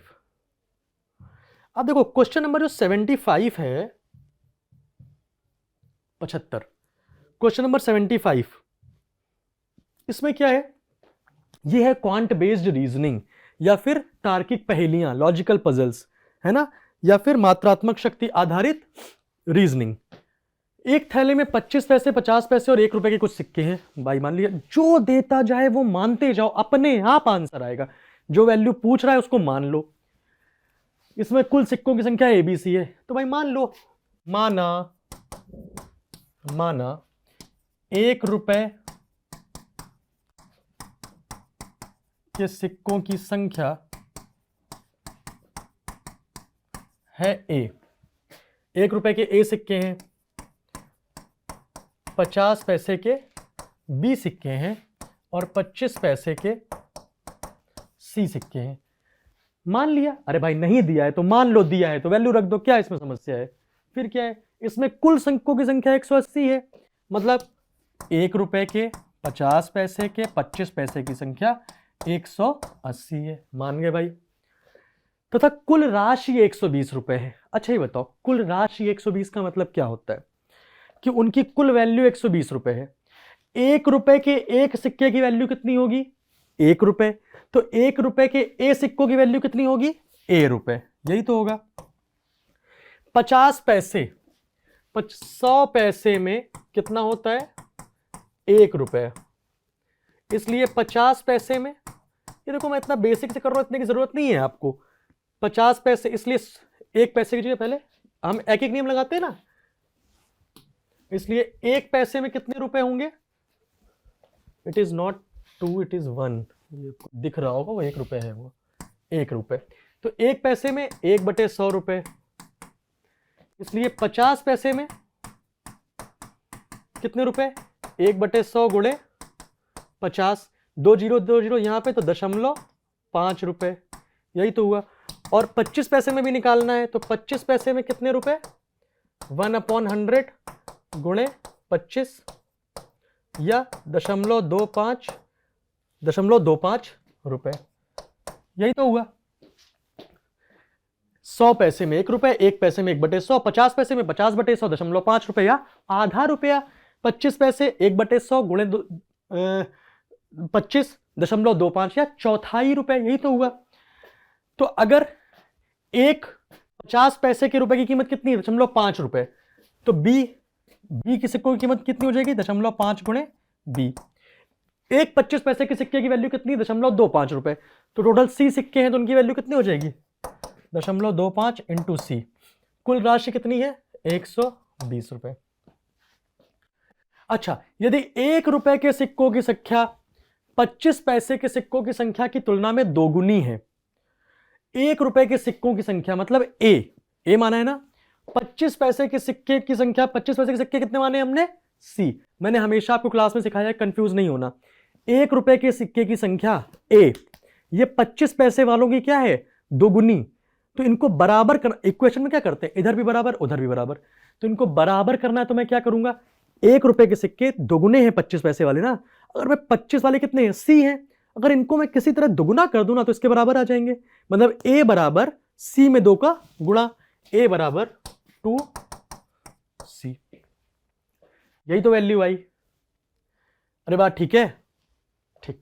हमको क्या निकालना है? 50 पैसे के सिक्कों की संख्या, मतलब 50 पैसे के सिक्कों की संख्या मतलब बी के मान ज्ञात करना है हमको। a बराबर 2c, आप किसी भी क्वेश्चन रख दो, मान लो मैंने इधर पे रख दिया a बराबर 2c, तो a की जगह 2c plus 0.5b plus 0.25c बराबर 120, तो 2c और 0.25, तो 0.5p प्लस 2.25 इंटू सी बराबर 120। बात ठीक है? अगर इसको मैं मान लेता हूं, एक तो ये क्वेश्चन बन गई। अच्छा, इधर पे भी मैं a की जगह 2c रख देता हूं, इधर पे ए की जगह 2c प्लस बी प्लस सी बराबर 180, तो 2c और c 3c, तो b प्लस 3c बराबर 180। अब हमारे पास दो इक्वेशन है, इक्वेशन नंबर 1 और ये है इक्वेशन नंबर 2। इक्वेशन नंबर 1 और 2 में दो इक्वेशन है और दो अननोन है, बी सी हम निकाल लेंगे दोनों का मान। ठीक है, तो हम दोनों इक्वेशन को अलग से लिख लेते हैं, नीले पेन से लिख लिया मान लो। पहली इक्वेशन b प्लस 3c बराबर 180, दूसरी इक्वेशन है 0.5b plus 2.25c is equal to 120। अब इन दोनों को सॉल्व करना है, तो मैं क्या करूं, b का कोफिशिएंट में 1 है, इसमें 0.5 है। किसी तरह अगर ये b का कोफिशिएंट 1 हो जाए तो b, ये b माइनस b कैंसिल हो जाएगा, हमें केवल c का मान पता चल जाएगा। तो किसी तरह मैं इस इक्वेशन में अगर 2 का गुणा कर दूं पूरी इक्वेशन में, तो इस पूरी इक्वेशन में 2 का गुणा कर दो तो 2 गुणे 0.5, 2 पंचे 10, 1 मतलब b प्लस 2.25 इंटू 2 4.5 c, और दोनों साइड गुणा होता है, 120 गुणे 2 240, और इस इक्वेशन को मैं एज इट इज उतार दूं, b प्लस 3c बराबर 180। इन दोनों इक्वेशन को सॉल्व करने के लिए मैं क्या करूं, घटा दूं, क्योंकि b और b पॉजिटिव में घटाएंगे तभी कटेंगे। घटाएंगे तो ये चिन्ह प्लस का माइनस माइनस, b और माइनस का जो चिन्ह आ गया, अब यही हमारे फाइनल चिन्ह है, तो b minus b cancel, 4.5c minus 3c बराबर 240 माइनस 180। इसको अगर मैं सॉल्व करूं तो this will come as 1.5c is equal to 240 minus 180 60, c बराबर 60 अपॉन 1.5, तो c बराबर 60 अपॉन 1.5, ये पॉइंट हटा, ये 0 बढ़ गया 40। c का मान हमने निकाल लिया 40, पर हमको चाहिए क्या, 50 पैसे की सिक्कों की संख्या भाई। तो भाई मैं क्या करूं, इधर पे c मान रख लो, c का मान कितना आ गया हमारा 40, 3 गुणे 40, ये 40 है, 3 गुणे 40, ये इक्वेशन 1 मानी थी ना हमने, ठीक, ये 40 बराबर 180, तो b प्लस 120 बराबर 180, ये 120 उधर जाएगा अगर तो माइनस का हो जाएगा, तो b बराबर क्या आ जाएगा 60, और b ही क्या है हमने माना था 50 पैसे के सिक्कों की संख्या। तो आपको लग रहा होगा कि मैं बहुत कैलकुलेशन कर दिया है, कुछ नहीं है, आपको 20 30 40 सेकंड ज्यादा लगेगा ही नहीं अगर आप प्रैक्टिस कर लोगे इस टाइप के क्वेश्चंस। और ये क्वेश्चंस इतने अच्छे बनाए हैं इस बार कि भाई ये बिल्कुल यूपीएससी को रिजेंबल कर रहे हैं। आपने अगर यूपीएससी के क्वेश्चंस की अच्छी तरह प्रैक्टिस करी है, क्लास के क्वेश्चंस को देखा है, तो this will be A cake walk, देखते ही सॉल्व होने वाले क्वेश्चंस हैं ये सब। बात समझ में आई? ठीक, अब हम लोग डिस्कस करते हैं क्वेश्चन नंबर 77।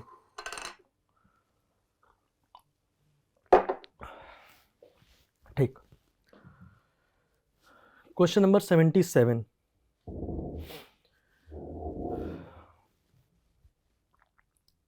अच्छा, क्वेश्चन नंबर 76 एक पैराग्राफ है, ठीक है, 76 77।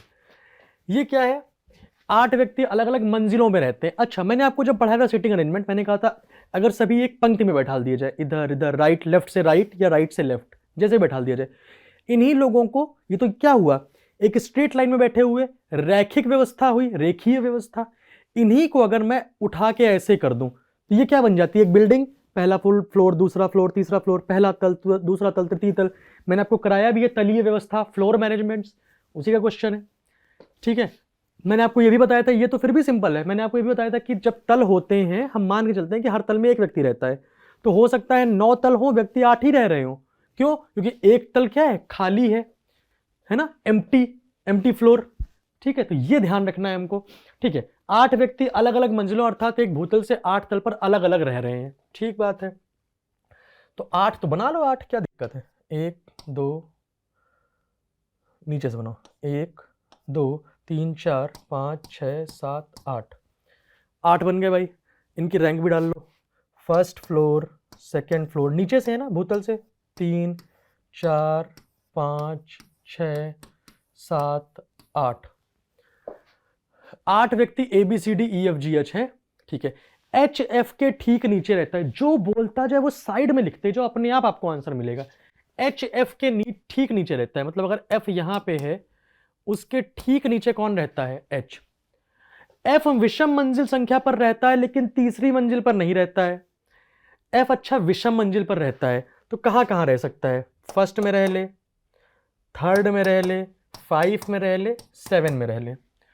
पर बोल रहा भैया एफ जो है विषम मंजिल पर नहीं रहता है, तो विषम मंजिल पर विषम पर रहता है, तीसरे पर नहीं रहता, तो तीसरे पे एफ तो नहीं होगा, दुनिया में कुछ भी हो जाए। अरे बात ठीक है कि नहीं? ठीक है यार, ठीक बात है। एक और चीज देखो, जो हम इंफॉर्मेशन लिख रहे हैं इसको तुरंत चेक भी करते जाओ कि कहीं हम इसको फिट कर सकते हैं क्या। नोन टू अननोन, जो जानकारी है उसको धीरे धीरे यहां फिलअप करते जाओ, तो आपको अपने आप मिल जाएगा कि भैया हमें इंफॉर्मेशन फिल हो रही है कि नहीं हो रही है। एफ के ठीक नीचे एच रहता है। सोचो अगर एफ फर्स्ट फ्लोर पे हो जाए तो एच क्या हो जाएगा? नीचे। अरे नीचे कहां, पाताल लोक में चला जाएगा क्या? जगह ही नहीं है। तो इसका मतलब एफ जो है हमारा पहली मंजिल पर भी नहीं रहता है। बात ठीक है कि नहीं? ठीक है, ठीक। या तो एफ यहां हो या एफ यहां हो। बात समझ में आई? ठीक। ए और जी के बीच 6 व्यक्ति रहते हैं। अच्छा, ए और जी के बीच अगर 6 व्यक्ति रहते हैं तो अगर मान लो ए यहां हो जाए तो 6 व्यक्ति, 1 2 3 4 5 6। अच्छा, 1 2 3 4 5 6 व्यक्ति, मतलब जी कहां रह रहा होगा? टॉप फ्लोर पे। पर ये थोड़ी ना बोला है ए और जी के बीच 6 व्यक्ति रहते हैं तो कि जी ऊपर होगा या नीचे होगा? ए भी ऊपर हो सकता है। तो मैं एक और डायग्राम बना लेता हूं। 1 2 3 4 5 6 7 8। पहला फ्लोर, दूसरा फ्लोर, तीसरा फ्लोर, चौथा फ्लोर, 5वां फ्लोर, 6वां फ्लोर, 7वां फ्लोर, 8वां फ्लोर। दूसरे फ्लोर में क्या मैं मानूं कि जी नीचे ए ऊपर। ए, जी और ए के बीच में कितने व्यक्ति रह रहे हैं? कितने रह रहे हैं? 6 व्यक्ति। 1 2 3 4 5 6। नेक्स्ट बोल रहा है जी और एच के बीच 2 से अधिक व्यक्ति रहते हैं। जी और एच के बीच कितने व्यक्ति रहते हैं? 2 से अधिक। 2 नहीं रहते ना 1 रहते हैं, 2 से अधिक। 3 रहे, 4 रहे, 5 रहे, 6 रहे। अच्छा एक बात बताओ, अगर एफ यहां पे मैं रख दूं, इस वाले केस को अगर मैं लेता हूं जिसमें जी ऊपर है, तो अगर मैं ये एफ ले लूं तो यहां पे एच हो जाएगा, क्योंकि एफ के क्या है, जस्ट नीचे एच आना है। तो अगर यहां पे एच हो जाएगा तो जी और एच के बीच कितने व्यक्ति हैं? 1 व्यक्ति। इसका मतलब अगर जी यहां पे है तो डेफिनेटली एफ यहां पे नहीं होगा, एच यहां पे नहीं होगा। तो अगर जी यहां पे है तो अकेली संभावना जो है तो एफ यहां पे फाइनल हो जाए और एफ के जस्ट नीचे क्या हो जाए? एच। क्यों? तब जी और एच के बीच, यहां अगर जी फाइनल कर दूं मैं, यहां अगर ए फाइनल कर दूं, जैसे ही फाइनल करेंगे तो गोला मार देंगे। जी और एच के बीच कितने व्यक्ति हैं? 1 2 3, 2 से अधिक व्यक्ति हैं। ठीक बात है। अच्छा, एफ और कहां कहां हो सकता था? जैसे 7वें फ्लोर में हमने बोला था, या फिर तीसरे फ्लोर में तो हो नहीं सकता, 5वें में एफ हो सकता था। अगर जी नीचे है इस संभावना में, हमें अभी पता नहीं कौन सी संभावना सही है, अगर जी यहां है तो एफ के जस्ट नीचे अगर एच हो जाए, सोचो यहां पे अगर एच हो जाए, तो अगर यहां पे एच हो गया तो एच और जी के बीच में कितने लोग बैठे हैं? 2। हमको क्या चाहिए? 2 से अधिक लोग चाहिए। इसका मतलब अगर जी यहां पे है तो डेफिनेटली एफ यहां नहीं होगा, एच यहां नहीं होगा। तो अकेली संभावना एफ के लिए है कि एफ यहां हो जाए और एफ के जस्ट नीचे क्या हो जाए? एच हो जाए, अगर ए यहां पर है और जी यहां पर है। अरे बात ठीक है कि नहीं? ठीक है, ठीक बात है।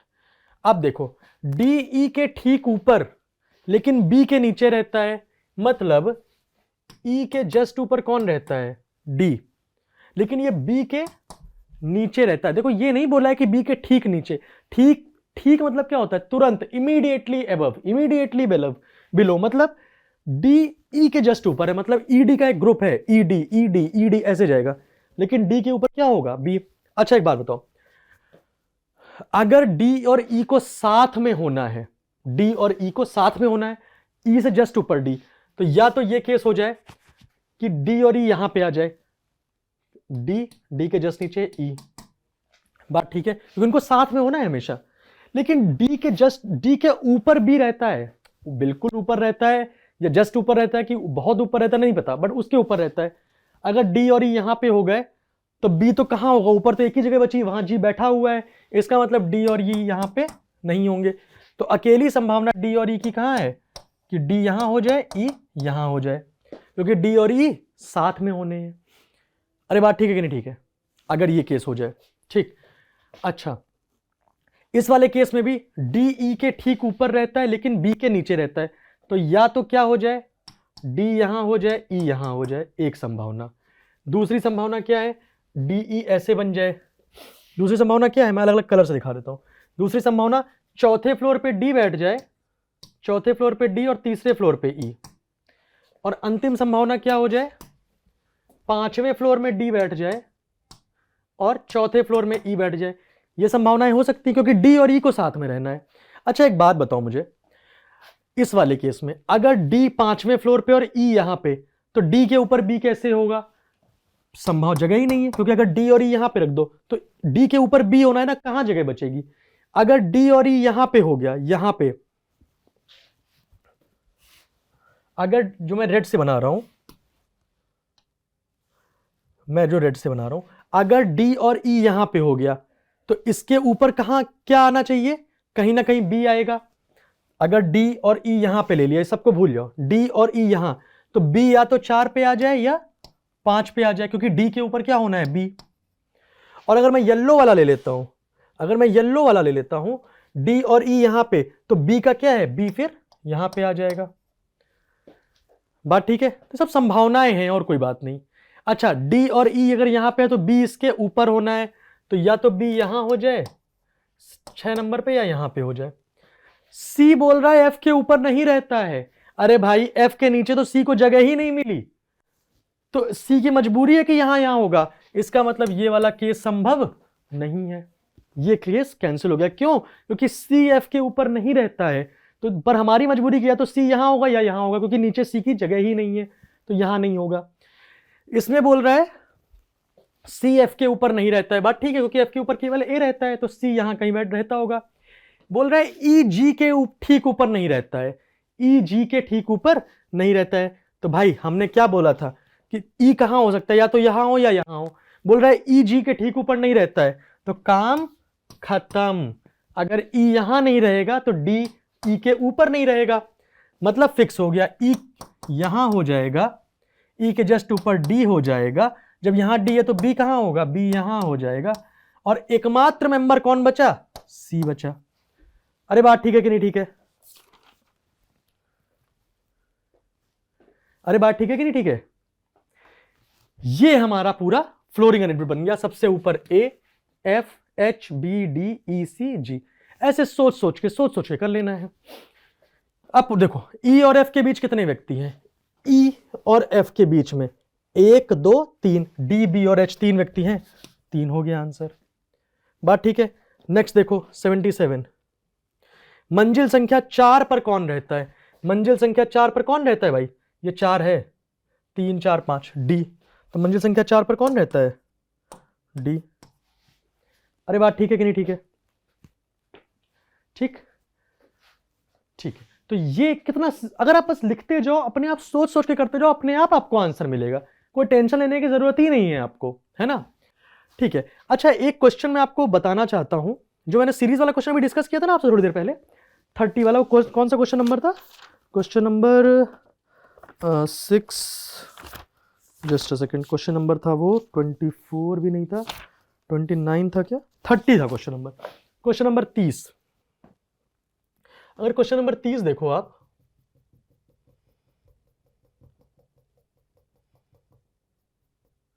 हाँ ये देखो क्वेश्चन नंबर, मैंने आपको ये बताया था कि ये n³ - n² वाला लगेगा।